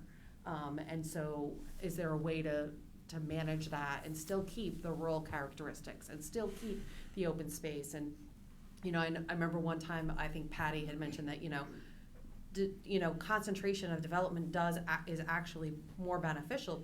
Higher population density areas is more beneficial because it does protect that open space. Because if you're building, single family homes and everybody's got an acre of property, that takes a lot of space versus doing it in a much more compressed and condensed spacing of that. You can keep it into, keep it on the sewer system, which is a defined area. We're not expanding out into sewer lines. And that helps to keep that population density kind of in a corridor space area and protect that open space, protect that rural characteristic, so we can still, all of us enjoy that. So that I just wanted to, your comment brought up that housing authority comment. It's funny, I wrote that down when he said that. And Did you? Yeah, I did, because I thought that was a very good point. You can use, I had the same scenario where there are a lot of elderly people who are living in their home and they have nowhere to go, and it's too much home for them to maintain most of the time. They need to get out, but they don't have anywhere to go anyway. So that happens too. So being a real estate agent 10 years ago, what was the typical number of homes for sale? Too many. That was a short sale season because of the mortgage crisis that happened on the other end of the spectrum, right? Where that there was no regulating of the mortgage industry, and too many people were getting loans that never should have been getting loans to begin with. And so it created a supply and demand issue there too. You gave too many people out there the means to buy, and they never should have had the means to buy, and it created the housing market to collapse. Well, the good news is they did put in some nice regulations, good regulations. I don't like them all, but most of them are pretty good, and it makes sense. And we've ended up having this incredible growth in the housing market over the last 10, 15 years because of what happened back in '06 and how we've changed the way you give money. People can't get a loan today unless they really truly qualify, and they actually have to have a job. All right, which is really unique, but they have to have some sort of income, and they have to have credit to qualify now. And so now the housing market is, all that inventory has been absorbed now, but a lot of builders went out of business too, don't forget, because when the 2006 crisis hit, all the houses that went under, the builders couldn't build a house for what you could buy a used one for, right? So now you lost a lot of good builders, and now we don't have enough housing because there's not enough builders building. So we got this problem that's not going away. Try to get a contractor to do something. I'll call them and pay them cash and they won't come. I'm telling you. It's not that easy to get a good contractor these days. So we're short contractors, we're short housing. We need to find solutions to help people. What are the solutions? If we can get people into the elderly housing and get some of those homes freed up, great. I know we do accessory units, that can be helpful, but it frees up some space. But, building new inventory is really where it needs to come down to somehow, some way, creating that.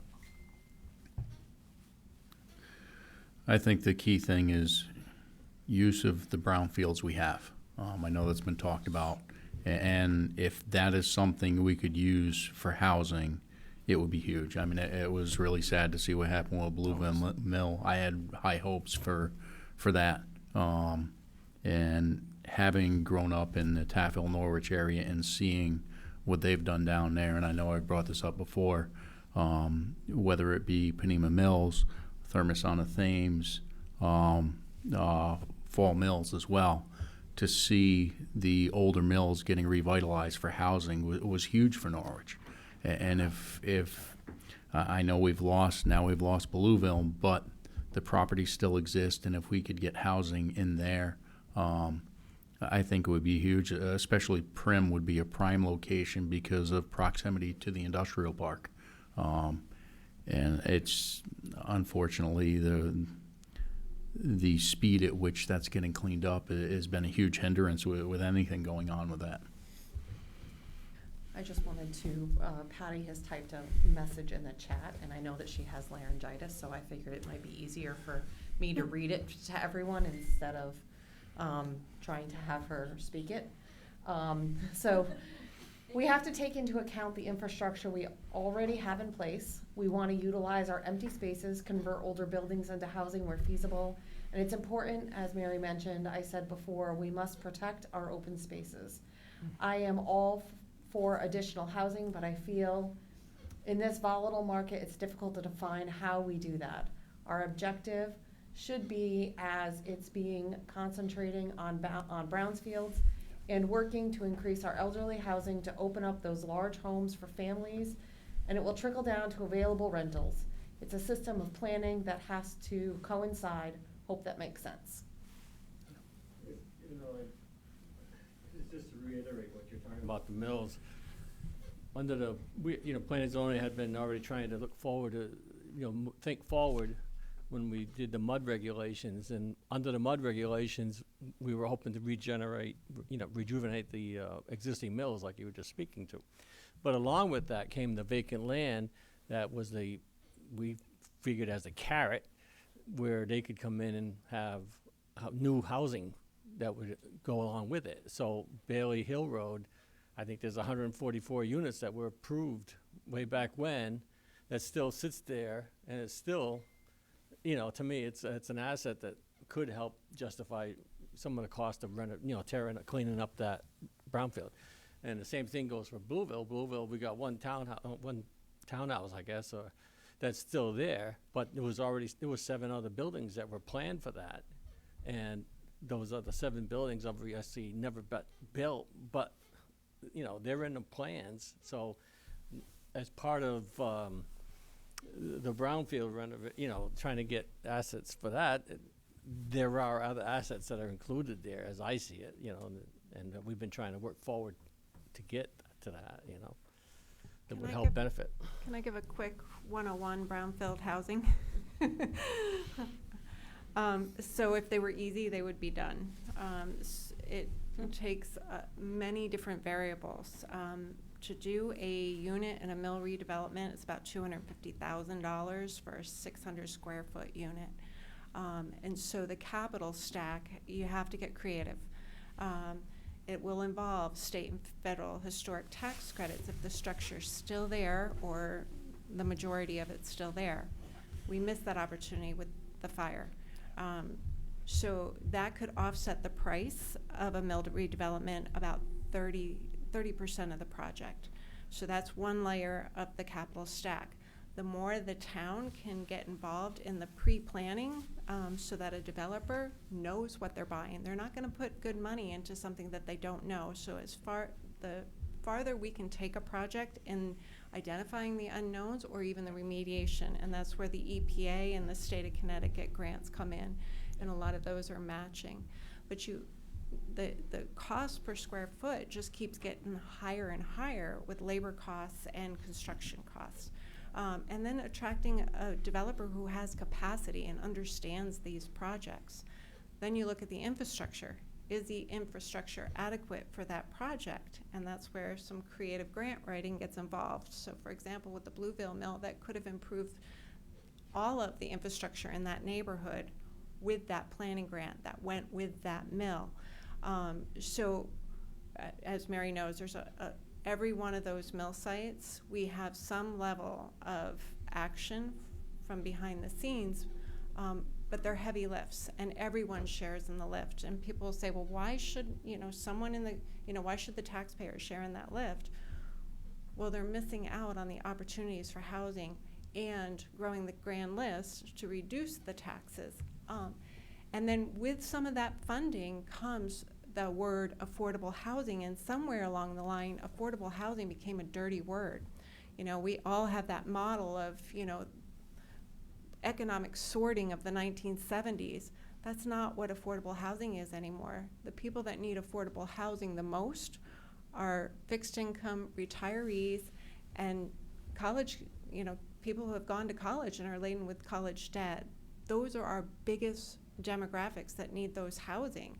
And 40% of our community, they call it, he was just talking about a cost threshold, even for renting, 40% of the people that live in this community they can't afford their housing. And one little thing, can send them into a spiral. So a housed community is really a vibrant community. It's just a matter of economics for people. So you asked, what can we do? The secondary dwelling unit, that's great, but not everybody owns a house. Having pride in rentership, sometimes it comes down to the developer. You can make, reasonably cost housing look good and attractive and have the same sort of recreation, anemones that a subdivision has, so that's where you can, kind of push the community forward that people want to live here. And then you get into, we did a transportation study. The average commute to people who are working in our industrial park is 28 miles.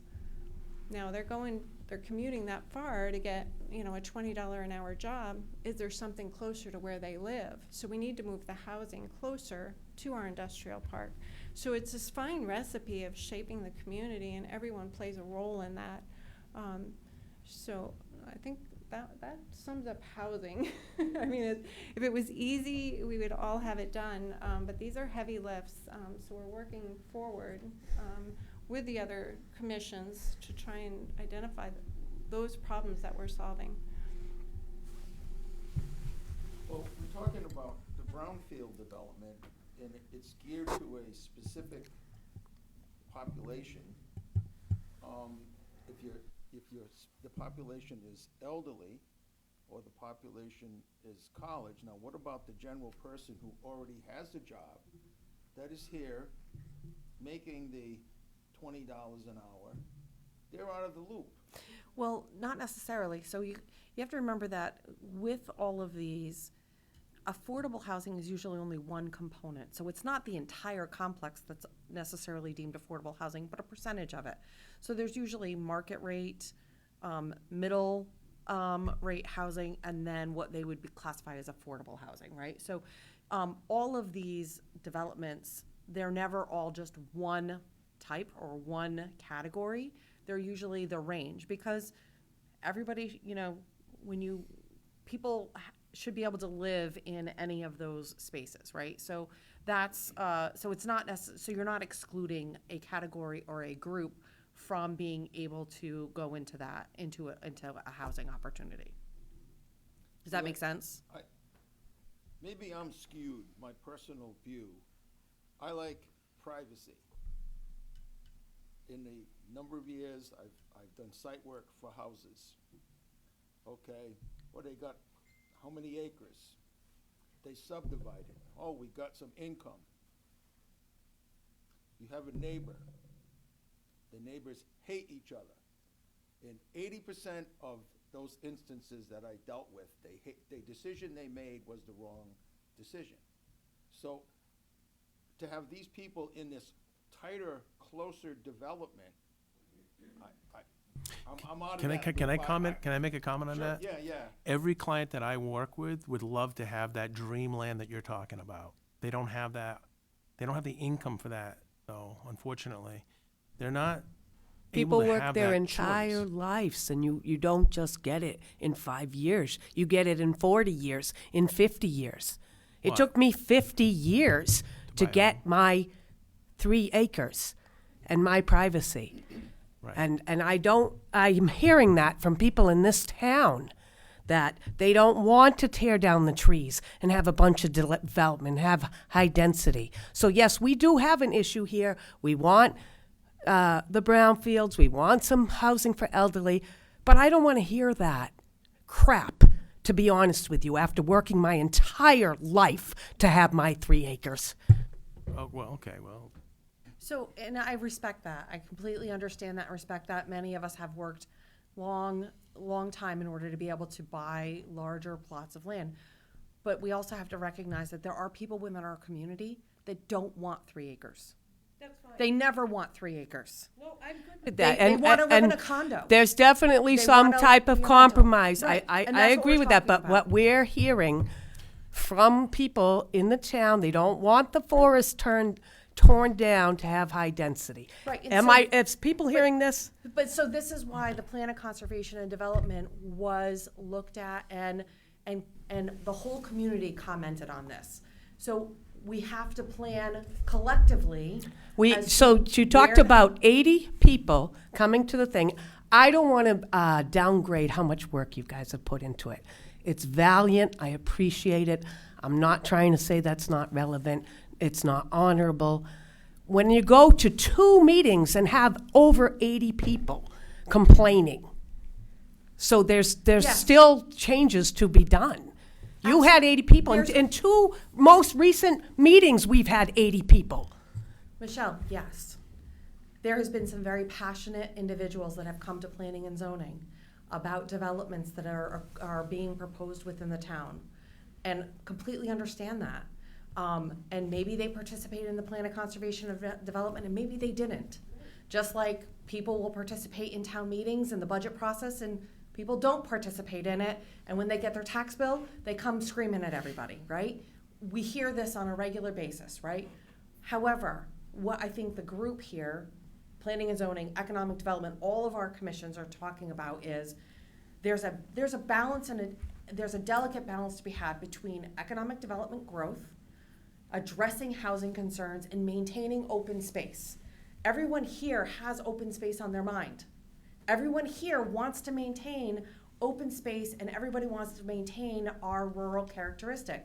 One of the challenges that every time will be faced in development is generally there's going to be a group that lives near there that doesn't want it in their backyard. We understand that. The town, the commissions, the plan of conservation and development, the zoning regulations, the zones that have been established for decades identify where we as a town collectively have determined it makes the most sense for higher population density. Because there's infrastructure there, because there is, those additional things that can manage that higher density to be able to provide that balance, right? Our sewer system only goes so far. It doesn't cover the entire town. Why? Because we want to have a very rural characteristic. But we want to be able to have where the higher density is appropriate sanitary sewer. That's outlined. It's very clear in our POCD. Don't expand the sewer system. That's very clear in our you can't have higher density housing without a sanitary sewer system. Right? And so that's part of that control mechanism. And I completely understand, many people will go their long time, decades, saving for, growing up their corporate ladder in order to be able to get to their dream land. And that's fantastic, and they should be able to do that. We need to still be able to have those properties, and they should be able to do that. We're not talking about, nobody here is ever suggesting that this town becomes all suburb, right? None of us want that. But we have to have a delicate balance. Our elderly, we still want to be able to have mom, dad, grandma here in town. They shouldn't have to move to another town just because we have no housing for them. Our kids, our businesses that are a big part of our grand list need to have employees. Well, if the employees can't get housing anywhere around here, our kids leave to go to college and they don't come back because they can't afford to live here. Where's those white collar jobs? There's no business with a white collar job that's coming here because there's no workforce here for them. We need to have the balance. And I'll tell you right now, I have 2 younger adult children. One of them, he will never own a home. He doesn't want to ever own a home. He wants to be in a condo. He has no desire to do outdoor yard maintenance. That is not his dream home at all. We don't have a supply for that. Where is our delicate balance? How do we find that? And that's where we collectively, everyone here in this room, has to join together to come up with, what does that look like? What does this town look like? And that's where that plan of conservation and development gets driven from. They were very clear. The community was very clear. Keep our open spaces. I hear you. Don't I agree grow with that. I agree with the balance.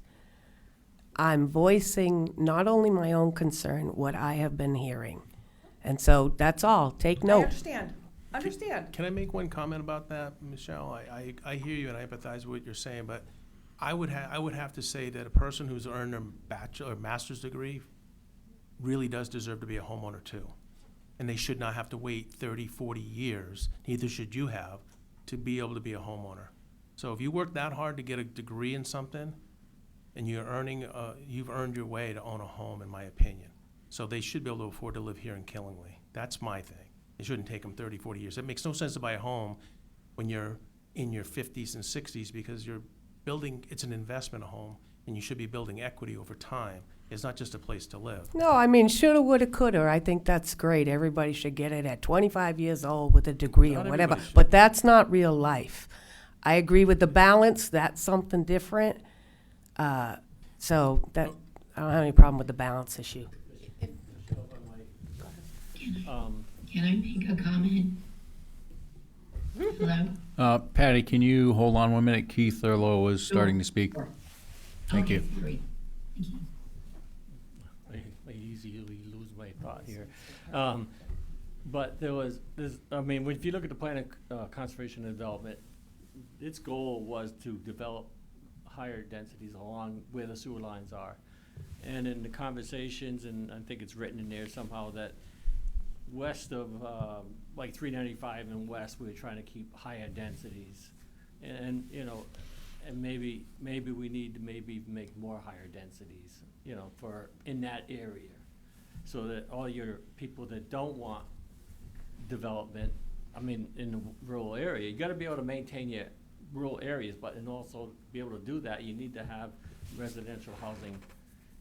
And part of that we address by allowing accessory housing, taking the spaces, a garage that was unattached, and now you can take and put it for most of the time it's for some relative, either elderly people or the young people, so that they can have a place to start their life, or the finishing of the other, the rest of it. I'm not trying to degrade the incredible work you guys have done. I'm not saying on that. the balance. I'm telling you what I'm hearing.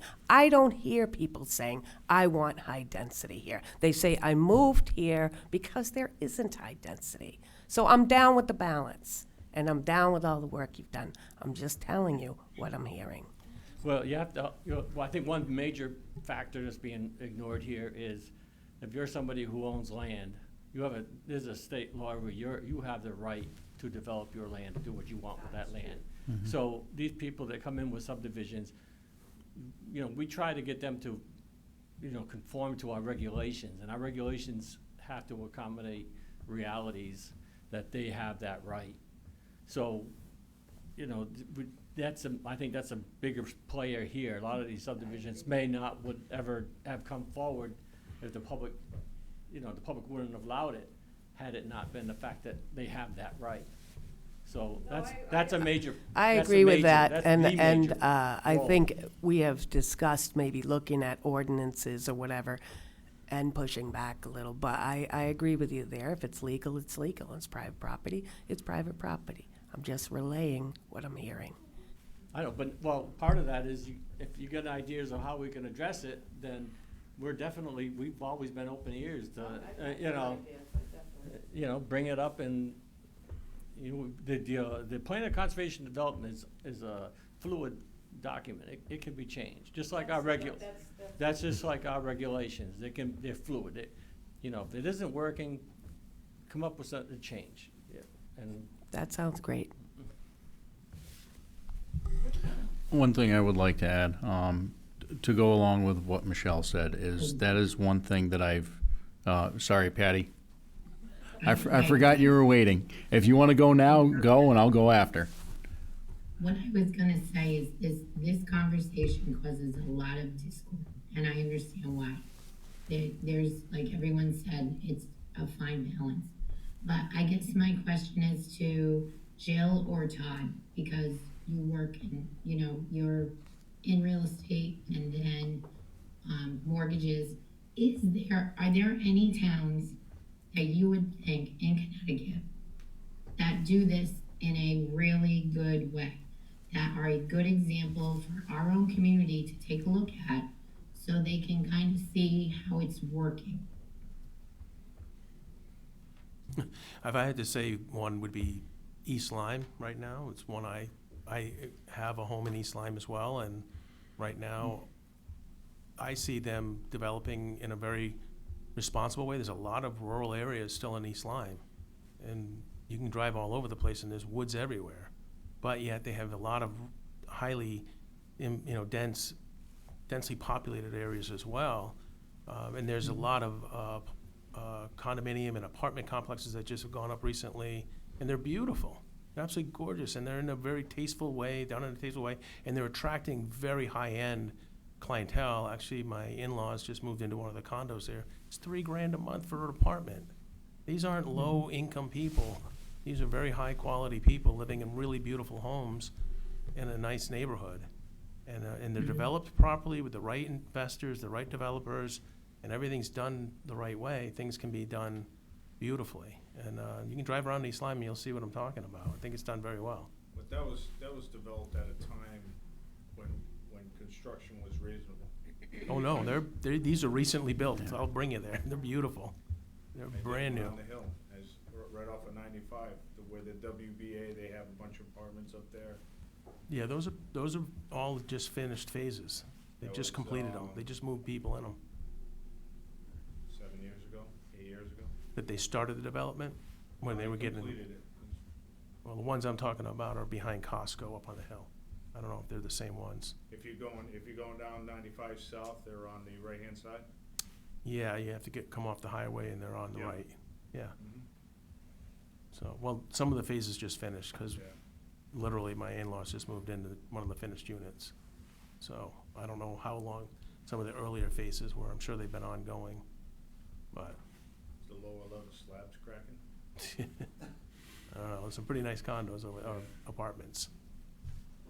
But it's all about affordability, I don't think, I think it's great that you're trying to do this, but what's a medium house, you said is $300,000, right? Median. Medium houses. Median, at least is, 300, right? the median price is actually $372,000. That's the median price of the houses that are for sale in Killenly right now. Right. Right. So if you Average. add 50 more houses, is that gonna change? Well, it depends. It should drive down the value. Supply and demand obviously drives The value. interest rate should have driven down the values. No, supply and demand. Interest rates aren't gonna, it doesn't matter. People will pay high interest rates to still buy a home. I've just witnessed it this last couple of years. I thought that would kill my business this year. It did not. There were people still buying, and they know they're gonna be able to refinance at some point. This was not a bad year in mortgages. It was a bad year in housing. It wasn't a bad year in mortgages. Patty, one of the community, you asked me what the community, could I point to a community? I think this is on everyone's mind. I think it's all of Eastern Connecticut. I'm just, I come from a place of what are our major stakeholders seeing, and they're trying to retain their workforce. Right now, our affordable housing appeals list, that's that list that if you're over 10%, we're at 12.12. We are dangerously close of not having that exemption. So, we have to consider some of these, high density and making sure that we have 30% of those units that are, affordable or reasonably cost. In order to grow. I happen to come in after the POCD was adopted, so this is kind of my roadmap of a community's vision. And following that, but the mill project at Panema that now has over 260 units, The first tenant was a retired couple from the shoreline, from Madison. They always wanted to live in a mill, and they were tired of yard work. And then the next group was the Mohegan Sun basketball players. They don't make a lot of money. In the off-season, they live there. So it's a rich community and a responsible developer that adds recreation and is mindful of growth. One of the concerns when that building was going up was, oh, it's going to flood our schools. It was just a reabsorption of the community that was already living there. I think we added 31 children out of 260 units. We are down on population in Killingly. Over the last 10 years, we've lost 184 students. So we need young people, we need housing, we need them to afford to grow up here, to support our schools, but also to support our stakeholders. And I didn't really mean for housing to take over the conversation, but housing and transportation and workforce are, those are the things we work on every day. Ed, I'm just gonna go back to what I had started saying.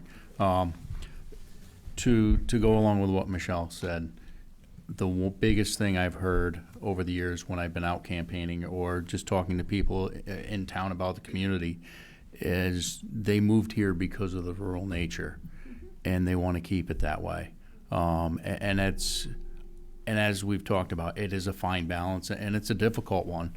I mean, it's like I said, I think the biggest thing is if we can utilize our brownfields and not start tearing down forest for development, for whether it's housing or for dropping a power plant in. And just if we can use the brownfields we have, if we can utilize, as Patty said, utilize what we have already without having to tear stuff down for developments, and start chipping away at the rural nature of the community. And I think it's important that we keep that rural nature. And I know it's a difficult balance. Mr. Grandelski. Keith was talking about Bailey Hill project. Where is it? Nobody came forward. Do the taxpayers have to fund all of this? We're gonna get, I mean, I'd like to see it, get some brownfields. We've got brownfields. We've got no development. If what I'm saying, my personal view, is not true, then we should have something built out there and let the market do what it is. But where's the developer? Why do I, as a taxpayer, have to support the developer to take on some of these projects because he's getting tax credits from someplace else? They should be knocking, we have these properties, they should be knocking at the door. If we have this need for people to move here, something's off. I don't know how we can, grant money, I will take the grant money. There's no question, we gotta go out as much as we can get. And we agree, that's why, the town hasn't taken possession of any of those through tax sales or anything like that. And we have sought grant funding. We're working with DEEP and EPA on Bailey Hill, now on Blueville, also on Prim. The challenge with those are, there's private property owners on all three of those properties, and engaged at very different levels. The private property owners are. So, again, people do have a property right as well, Yes, and so, the town doesn't want to take possession of those properties. It would then be a cost burden to the town for taxpayers, which is why we go after those grant fundings and we look to DEEP and EPA to push and activate those. The reason why you're not seeing developers for Bailey Hill and for Prim is because of the condition and the unknowns. There's too many unknowns. When, Bailey Hill burned, You now, instead of having an ability to identify where that hazardous material was in a building, you now have a rubble pile. Is that whole rubble pile hazardous material? Who knows? It's got to be tested. It's got to be evaluated, and then a plan mapped around how that is disposed of. A developer isn't going to come in and do that. They need the answers to those questions. The private property owners aren't taking those actionable steps, which is where the town can potentially go after grant funding or, work together with EPA and DEEP to get those questions answered, to then hopefully be able to map out, this is a way forward. Once you have a map forward, then you're more likely to attract a developer, somebody who actually does mill redevelopment as a wheelhouse, right? It is a completely different capital stack when you're dealing with a rubble pile versus a standing building. They're very different. Historic tax credits go out the window when you have a rubble pile. There's nothing there for historic tax credits. They have to do different capital stacks. So you are looking at a different type of investor. But again, the investors, there's other mill sites, other brownfield sites that already have those questions answered. It's an easier, they can go there and they can develop there versus coming here. So the action steps that we can take is to continue to look for those grants, continue to engage DEEP and EPA to try and get the questions answered. What's in that rubble pile? What is it going to take to move it? What is it going to take to get it fully cleaned up? And then that helps be able to create that marketing package. Then you can go out for that. So that's really what has to happen on all those, and now also Blueville Mill site. All three of those sites have to happen, which is why it was so critical when we had EPA come out a month ago. Jill and I, we did it Tora Killingly, right? Because that's what you do, right? When you have them there. They came out only for Blueville Mill. We brought them over to Bailey. We talked about Prim, right? Because we need to keep it fresh on their minds that these are high priorities. And when they're physically here, let's physically let them see the impact of the community. So that way it becomes more directly tangible to them. And then it's easier when we are doing those grant applications on those grant lists because they have a connection. They've seen it. They've walked on it, that type of stuff. So that's why you're not seeing developers banging down the doors, because we don't have mills at this point in time for the vast majority of them. We have rubble piles. That's a big difference. Still brownfields, but huge question marks. Oh, it's a shame. Blueville, I said, we got something, it's going, and I was dying that day when I got that call that it's. So weren't we all? We had something going on, we had something positive, would help the housing situation because there was something to work with. And it's just.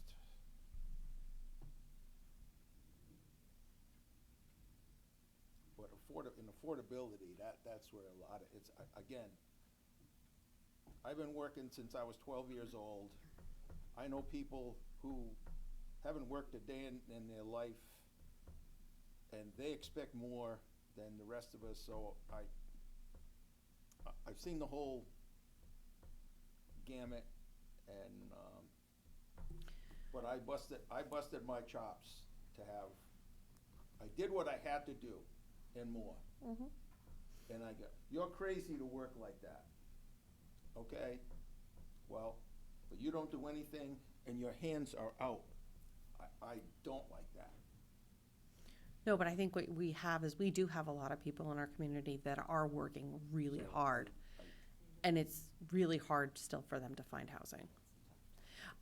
I just want, Patty did put in a couple, and I know with her laryngitis, it's difficult for her. So if I can just, if you're okay with that, Chairman, I'll read those. Her first comment, thank you, Jill and Todd. I appreciate your input. I believe our town can continue to prosper and grow cautiously and wisely for all of our townspeople. There are some very dedicated and experienced people working on our housing development, and we have to all work together. It's a very tense topic, but it is very important that we move forward with housing. It is definitely a need. Thank you, Mayor. I just wanted to add one comment, just to my own experience. I do know someone who works for Frito-Lay, and he actually lives in Norwich and commutes all the way up here to work for Frito-Lay. And he's looked up here for a place to move to, and just on his income can't find anything he can afford. And then we're at the capacity of the sewer plant, so that's a big, And that's where our infrastructure, in order to just be able to retain our existing businesses as they continue to grow, not add more, not even necessarily adding more businesses or developing more businesses, just maintaining the existing businesses and the growth that they may have on their existing sites. We do need to address that infrastructure, which is why, Jill's been helping, and we've been trying to go for infrastructure grants in order to be able to look at capacity increases, and how do we achieve that so that does, it's all kind of part of that big ball of wax that you kind of gotta sift through as to what makes sense. because I don't know where, we can't, to what point, even on our residential side, but where is that threshold? Yeah, we have a lot more availability on a residential. Residential load is relatively low for the plant overall, but we wouldn't be able to bring in another Frito-Lay. Right, you still, even on a. And we also have to recognize for our wastewater treatment plant, it's not just Killingly, it's Brooklyn. It's Route 6, Yeah, right? And so that also has its own development opportunities as well, too. And Brooklyn has housing demands and needs and development that's happening as well, and that all impacts this plant, right? So, and they would share in those, as they've shared in the past with upgrades and expansions. All of our partners would share in that, but getting those, the community won't be able to do it on its own. Brooklyn and Killingly together wouldn't be able to do it on its own. It's a large cost for capacity upgrade, which is really why we need to go after that infrastructure funding at the federal level to get that in.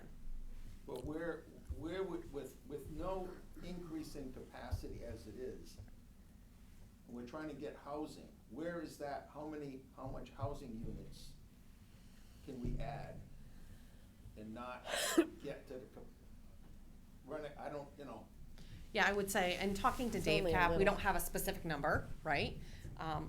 But, well, we could probably accommodate, 100 or a couple hundred. Isn't it minimal gallons? Yes, residential is so minimal, that doesn't really move that needle.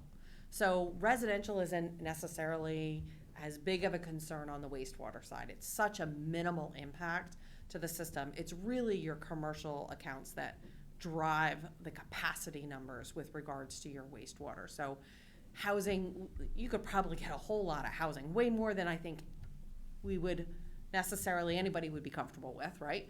But, maybe that's the point that I'm trying right, to we get could, at. we could put in a lot of housing, but it's Okay, really not the gonna- commercial development that would really So tip if we that. don't get the big dollars for the commercial and industrial to upgrade increase capacity of the plant, the housing plan is still going, that's what they need to know. The housing plan, as Yeah. we're trying to increase it, will work. Yeah, housing can still work, but the other side to that coin is your businesses need to grow and have capacity. And if your businesses aren't growing, they're gonna look somewhere else. Well, if they look somewhere else and they go somewhere else, the demand for housing declines because that whole employee structure goes other places, right? So, they don't always go with just the company, but when you have businesses that move on because they can't get they can't either get the employees here or they no longer have capacity within the infrastructure, they're gonna go somewhere else. It's a business decision. And so, that's something that we are always cognizant of, in looking at. So we really need to look at that infrastructure capacity increase more so for that commercial side as opposed to a residential side. The other piece we gotta keep in mind too is if we're increasing capacity of the sewer plant, that would mean we're gonna have to move the softball and little league fields as Yes, well. I was just, every time I've made when we started talking about capacity issues at the plant, nobody listened. As soon as I would throw out the Little League field has to move, then I got a few comments. But we have the Davis property, so we have something there. There's a lot of things that we're not so far behind the 8 ball. It's just, we got the capacity and dollars that make that facility go. And the vision for the Davis property has been for recreational fields, Little League fields, for as long as we've had the Davis you know, I mean, that's been- so when I first came on board as the finance director in 2009, that had been on the capital improvement plan for a long period of time before then. And it had always been communicated and identified that that was eventually the home of the field. So, you know, we do have that capacity, if you will, So for. that is a positive thing, to say that the Little League field is gonna go, no, we have, of all of this, but there is the Davis property, so. But people are not aware, even with plan of conservation and development, I don't know if that came into that we have the Davis property as an alternate for the recreation field, should the sewer plant. So that's where I can sell the baseball field moving. And I sold well, the sewer plant, where are they gonna go? So that takes care of that part, but there's so many fingers in this, and if we don't need the sewer, because it's gonna take quite a while to get that. If we're gonna increase capacity, that's probably 10 years down the line. Yeah. So we gotta do something with the housing to make it work with our industry, but we have too many fires. Yep. Keep juggling, Yeah. right? It just, oh. So you have other questions for the plan of conservation and development, or? Well, we still have more of the land. Yep, we have more slides left? Yes, Or we was do. that, okay. No, we have slides left. I just want to say one thing before we get into land use. And I want to reiterate what Keith said, if you are a private landowner, you have the right to develop that land. And if it means that it's a subdivision or if it's something else, as long as it meets the regulations within your community, you've got the right to develop it. So, and that's a very thing that limits your planning and zoning commission, because they have to follow those rules and regulations. They have to, they have to do that. Well, I'm gonna let Jonathan take over very shortly. Go right ahead, Jonathan. I feel like we covered most of the topics already, and I'm gonna try to be brief and respect everyone's time. So just to refocus a little bit on the POCD a little bit. The overall thing, I like to call it a policy, okay? It's a comprehensive plan, it's a policy, whereas zoning is law, okay? We don't throw out the zoning every 10 years when we update the POCD. We look to adapt and move forward with the zoning. That being said, there are zoning regulations on the books in terms of land use that are older than I am, that we enforce. Some of those being multifamily housing, for instance, from the 1980s, early 1980s, has not been revisited since then. It would be due a look at. Our whole zoning, we're in the process of looking to approach a more common sense approach to zoning. I've made the comment probably a few months ago to the Planning and Zoning Commission. I feel it's unfortunate when there's 10 or 12 of us at a planning and zoning meeting that are the only people out of 18,000 residents that know how to read the regulations. Okay, this is supposed to be a document that anyone, regardless of financial background, can come in and read and understand their property rights, what they're allowed to do on their property, and to, what they're moving next to. Okay, so to be able to figure out where is the zoning map. And I moved next to the industrial park, so don't be shocked when someone wants to build something in the industrial park, right? So there's an education level, to that, like trying to educate and being more transparent with our constituents, with residents in town. I'm one of them, right? So many of us, we try to pay attention, not only to what you guys are doing, but what our commissions and our volunteers are doing. Trying to bring it back a little bit to some of the, wonderful things some of the different boards and commission members were talking about with these grants, right? You know, Ed mentioned, you know, taking our tax dollars and, you know, spending our tax dollars, the town. Well, when we take advantage of those grants and everything like that, not only are we capturing some of the town's tax dollars, but we're capturing other townspeople and other towns, their tax dollars. We're competing with those other municipalities. The POCD, the policy, is all about discretionary funding. If we don't adopt a new plan every 10 years, we can get thrown out for any of those grants. So some of the things we do, Anne Marie alluded to it, with the department heads and looking at it and looking at the ongoing capital improvement plans. What needs to be in that document? How should we update the language to be able to tap in to those grants? Going back to zoning and some of the common sense zoning, we were kind of dancing around the topic. Mary alluded to it with sprawl, right? So there were some changes done to the zoning in the 80s, and I'm sure that they had good intentions to it, to our, say, rural development, which is like in the area where you live, Michelle. It's rural development. It's minimum 1.84 of an acre, and there's certain requirements. One of the things that changed was the setback. They thought at the time, like nationally, most places thought, that if we increase the setback, we'll get the residents that we want in town. That's the way they looked at it. So they went from a 40-foot setback in the rural development zone, increased it to the 70 to 75 feet.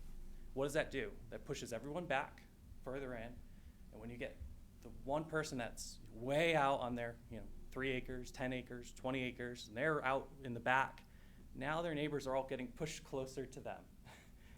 It also increases some costs with it. Increases the cost of that house because of the utility lines. If you're connecting to sewer, if you're in an area where you can connect to sewer and you're in rural development, there's very few, but they do exist. But just electrical lines going down, the needs for transformers and other improvements, the widths of those driveways. You end up taking more forest land away just from that simple changing that number from 40 to 75. The only way to potentially undo it would be to change the text amendment, right? And that's some of the things we're looking at with the rewrite. But if it's not going to undo the house that's 75 feet off the road now, where there's a bunch of them. Breakneck Hill in that area is a great example. Almost all the houses that were there initially, 40 feet off. All the new ones, 75. You push much further out where they have to go for a variance.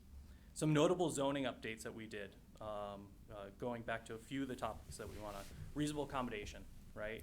So reasonable accommodation allows for some of our older residents at their workplace in Killingly or at their home to make a modification like a handicap ramp, for instance, without having to go through a public variance application where they have to tell the public that they have, they were lucky enough to live long enough and now they need assistance, right?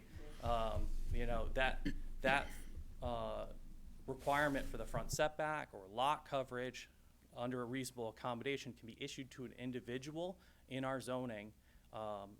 It's always been there, at least since the Fair Housing Act, American Disabilities Act.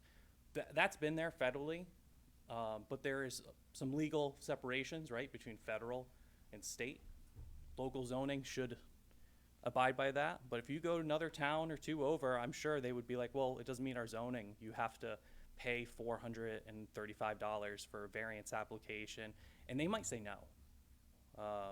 So those are some of those, just allowing people to have some dignity. And we've issued a few of those, a carport. We live in New England. Have somebody allowed to put a carport on their driveway so that way, they're elderly and they're having issue clearing snow off their car and everything.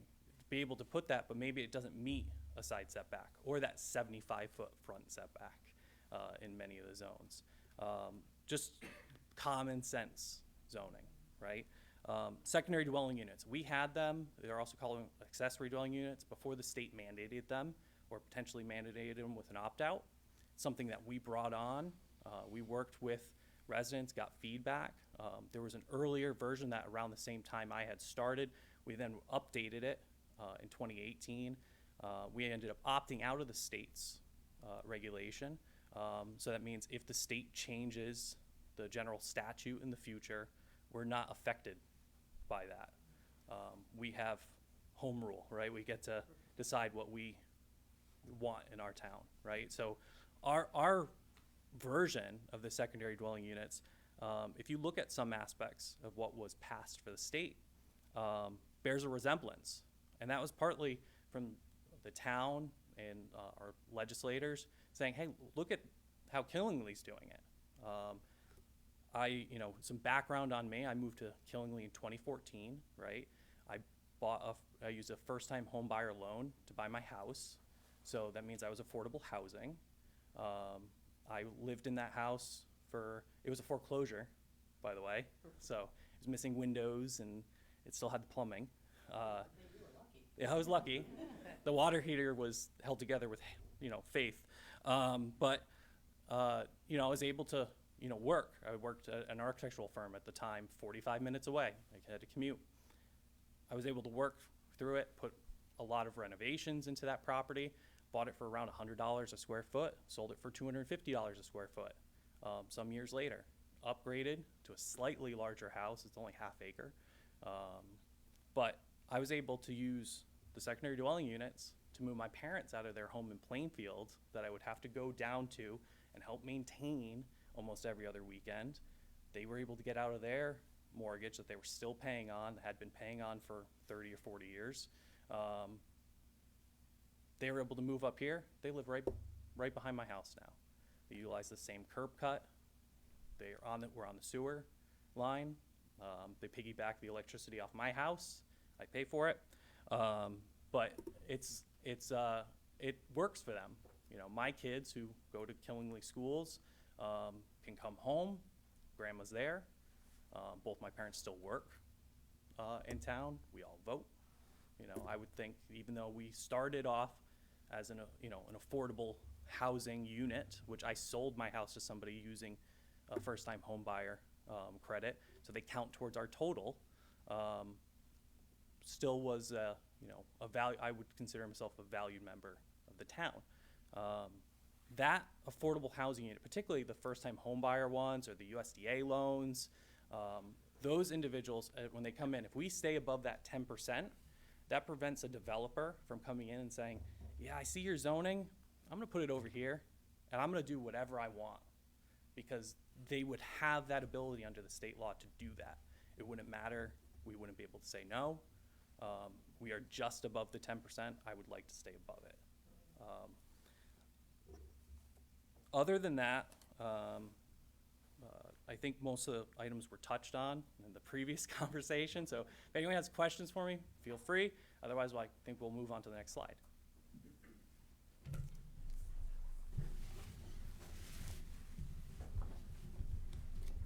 Next slide. Oh, there we go. So for natural resources, as you can see, our three main goals are outlined on the screen there: to preserve, protect, manage, and restore the town's natural resources, preserve the unique character of our town, villages, and rural areas by preserving their linkage to open space and natural resources, and balance development rights with natural resource protection.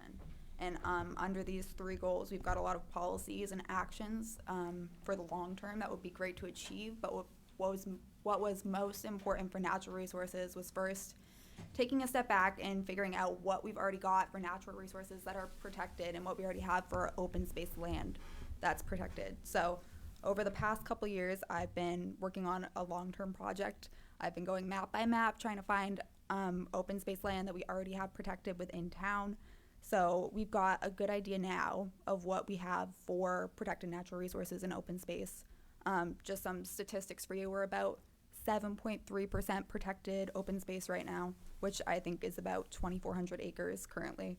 So once I had a spreadsheet compiled of the addresses and volume page numbers, maps, that way anybody would be able to look at that as a resource and find our protected open spaces, I went through and began mapping them. So now we have a relatively complete map of our protected open spaces and natural resources in town. That way we can use that as a resource going forward to try and achieve some of these policies and actions. So something our Conservation Commission has been working on is they've been going into executive session, some of their past couple meetings, to talk about a list of parcels for future acquisition, potential acquisition, that Donna and some previous Conservation Commission members have compiled over the years. And we've been trying to rank them to determine which ones we would want to act on if they ever became available, which ones are the most important for preservation. So using our map, it'll be easy to see and determine things like if a parcel would help create a good wildlife corridor. That way we know we want to rank it higher. If that becomes available, it would be good to act on. And maybe we had properties on the list previously, which now that we have the map, we see they don't really help achieve that goal. So maybe they'd be ranked lower, and we wouldn't want to act on it if it became available. So that's a project we've been working on. Something else that's been worked on recently is Open Space Land Acquisition Commission. We've been going through a draft of a checklist, which is based off the Land Trust Alliance standard, where we originally had it. The first draft was the commission would take the list and run a property through it. That way they could determine if it was something they wanted to acquire. But Donna and Keith and other commission members thought it would be good to gear it more towards a landowner. That way somebody could take the list, the checklist, and run their property through it. That way if they're interested in donation, they would be able to tell if it's something the town would potentially want to acquire. So those are two current projects that we're working on relevant to natural resources. I don't know, Donna, if you have anything you want to add? Okay, I think that's about it for natural resources. If we wanted to go to the next slide. We're going and mapping and identifying all these open spaces. We've done it over time, we were doing the right thing, but the records were so bad. It was absolutely wonderful when you came on and in your sort of spare time or whatever, and you started looking at this, and then it's not so much spare time, it took a lot to make this, and then, so you can see what is going on. Otherwise, we had no idea. Yeah, they existed. It was just a matter of collecting all the information and compiling it into one list. I mean, that was a big step, and it helps out a lot to try to make, things going on. And maybe another comment that, maybe with when people they buy into something, half of them have no idea, no pun intended, but I don't trust the realtors and I don't trust the lawyers. Going in and hiring a lawyer and you tell them, I want to see your professional liability insurance. He couldn't run fast enough the other way. I'm in the town hall there was something going on with some of my property, and just some ancillary things or something else going on. One of the attorneys came out and, I handled that. He is lucky that Eversource gave them a lot. He could have shut down, so the individuals don't do their own research to the degree that it should be. I mean, yeah, hopefully you hire the professionals, the engineers, and all these people, but you gotta look at some of this stuff, because, I mean, even the things that we're missing, hundreds, this box culvert over here, we didn't know where that thing went until recently. That's been there for 200 years, and finally it's coming to light. So there's a lot of homework involved, and I've been chastised for, you're looking at that too closely.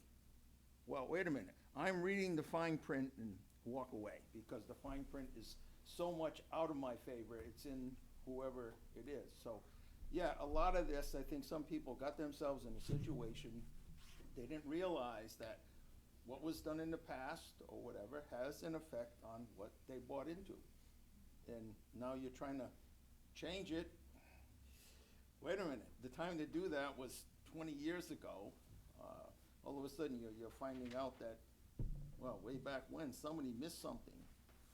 You missed a swath going through your property, and it's in the records, but it got missed, and now something can be developed in the back. Well, they said no. Well, that's your responsibility to go and chase some of these things, and so, yeah, I've been involved with, you know, luckily, I've been okay. I've done more due diligence than I think I should. I've, you know, not got into a situation where it was a problem, but I do think some people, you know, it would be better off, maybe get more involved in some of the things that we are doing here. Yeah, maybe, I'm glad they vote. At least they're doing that, but you have to be involved. And I encourage involvement. You know, I want transparency, but you need the involvement to keep things going. And that can go a long way with a lot of things we're discussing tonight. I'm glad you brought up stormwater, because that's the next one. And that's something that this council actually, you know, helped advance on the POCD was with non-transportation infrastructure. One of those components was stormwater management. Well, the council you invested in the evaluation of the study of the box culvert. That's our stormwater system, and trying to understand where is that? What's the problems with it? What do we have to do to improve it? And how can we do other stormwater improvements? So that is, you know, that's directly tied to the POCD by investing in that as well. You know, I know the solid waste subcommittee has been working on, you know, how can that be improved? And that is a huge challenge. I mean, it's a huge challenge for just the transfer station, but it's a huge challenge for just anybody with, you know, having to get rid of solid waste, right? And then there's also the hazardous waste component, which I know you guys have been working on. When's the next hazardous household waste day, right? We typically run those, but how do people dispose of that when we don't have a hazardous household waste day, you know? Does that just end up in the solid waste stream, which is not, it's not okay. So, you know, with the non-transportation infrastructure, stormwater is a key component. Sanitary sewer, we spent a lot of time talking about sanitary sewer and investing in sanitary sewer, and the town council has been supportive of the WPCA in trying to get through the facility upgrade that we recently went through, and, you know, transitioning to town staff and, you know, doing the improvements that we need to do there. So I think collectively our commissions have worked well with the town council in being able to, you know, really achieve and move forward some of these goals on the non-transportation infrastructure. I don't know if I'm sure you have other things to talk about on that slide, but. No, all I was going to talk about is, as you said, that Dave Capascione had come and talked to the town council before, so it'd be more with Dave than with us, so. And I think he gave a great presentation to you guys last month. It was really detailed. And that's one piece of our stormwater. And I know, you know, planning and zoning, and inland wetlands, they look at all of those things when they're processing an application. How is the stormwater requirements meeting MS4 requirements? We do all of our internal reporting with regard to MS4, and we track our goals with regards to MS4 as well. So those are all components that we actively work on in meeting those goals of the POCD. Next one is the public services. Again, this is something that the town council is involved in with, you know, budget-wise, whatever. Of course, I had to put the plan in there for us for the Planning and Development Office. The picture in the bottom left, I chose because it looked to me a lot like the park, Owen Bell Park, the pond at Owen Bell Park. So, and this is something that, again, the town council can get more involved in with, but I just know, again, public services is so many other different departments, and I know that there's one left for transportation, and I think you said that Matt was gonna be coming in possibly Matt's next gonna be month? coming in probably in your February meeting to kind of go over the road, infrastructure investments that the town has done. You know, we've done now, a couple of years of investment in the road infrastructure, so where are we with that? Like he did previously, 2 years ago, he gave that presentation, so I'm gonna have him come and give an update on that, so, you know, that's one piece of transportation, is our road infrastructure. Another piece is just, you know, making sure that we also do have some availability for public transit for those that don't have that capacity, which we do have some public transit here. It's, you know, coming from a public transit background, it's a limited transportation, public transit opportunity here, because it's really only immediate daytime first shift hours really that we have public transportation, but it does provide an opportunity for those that need to get to a doctor's appointment or get to hairdressers or get to the grocery store or the pharmacy or whatever. So it is utilized, and being able to make sure that we have that public transit as a component of the overall transportation opportunity is important. But you know, the council, you know, you guys, as well as the townspeople, everybody has supported this with the investment in the roads, as well as we do have the investment in Northeast District Transit District. That is part of our budget, that we do pay into that. And I think that concludes everything, right? That's all of those 9 segments. There's a lot in the POCD. I do want to say thank you for everything you brought to us tonight. I will say I am disappointed in one thing. I know last time we met with Planning and Zoning Commission, and we had brought up the Plan of Conservation and Development. I had brought up, and maybe I didn't express it clearly enough, that I would like to see where we are with our goals. In your slide, you would reference the goals 1 to 3 years, the goals 4 to 6 years, the goals 7 to 10 years. At this point, we're beyond the 1 to 3 years. We're in the 4 to 6 years.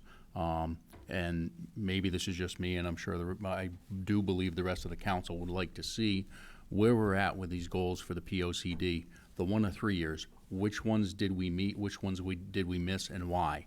And what we can change going forward to meet those goals. Same thing with years 4 through 6, since we're in the middle of the 4 through 6 now.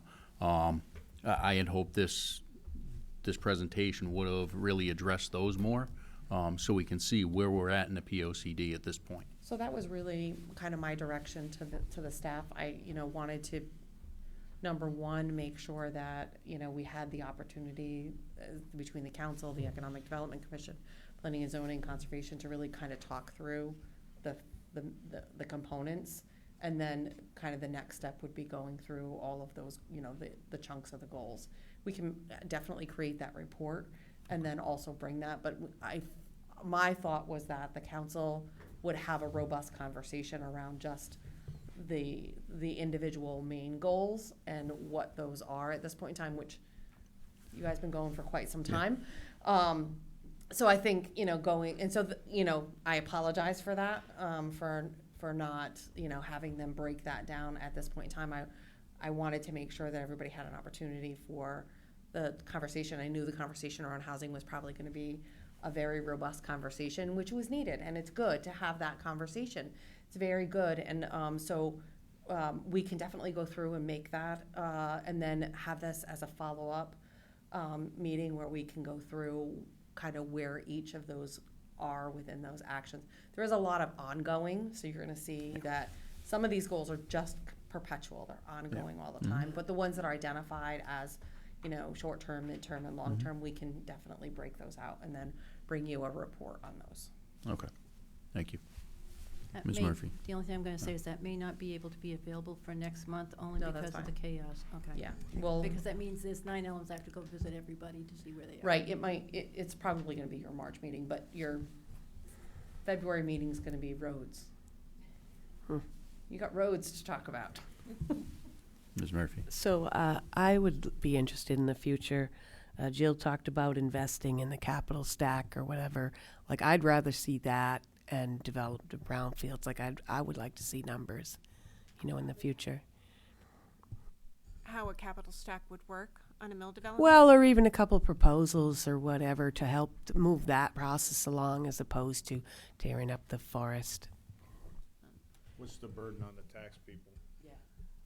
So how much the town would invest in? Yeah, you may not have remediation it of because those? you only can do it as the grants become available, but that, Okay. I would be interested in that, like, Okay. okay, there's these two and it would be this much dollars to win that.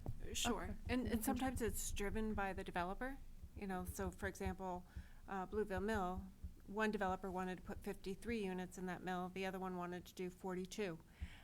So it's that conversation. If it was several, if you had several ideas Sure. and things when you talk to them, Sure. that to me is more attractive than tearing up the Sure. forest. Right. Sure, And absolutely. I like the conversation because, you know, if it was easy, it would be done, and it's very complex. And the Blueville Mill, we were there, you know, we had 2 series of grants, and we were going for the third, and that would have, like, taken it over the finish line. You know, so that was the easiest lift of all the mills. But I'd love to do that. Thank you. Any further questions, comments from council? Do any of you have anything you would like to add? Okay. I want to thank you for your time this evening. And I know a lot of what we have is, it's a lot of moving pieces. It's a lot of work to get everything going in the same direction. And as I had mentioned, I would love to see where we're at with the POCD as far as our short-term, mid-term, and even where we're at in our long-term goals. Thank you for coming tonight. We'll now move on to the agenda. Item 7, executive session. We have nothing. So we'll move on to item 8, which is adjournment. Second. Motion's been made by Ms. Barclay, seconded by Mr. Grandelski. Discussion. All those in favor say aye. Aye. Aye. Opposed? Aye. Abstentions? This meeting is adjourned. Patty, your voice makes Who me was that on the phone?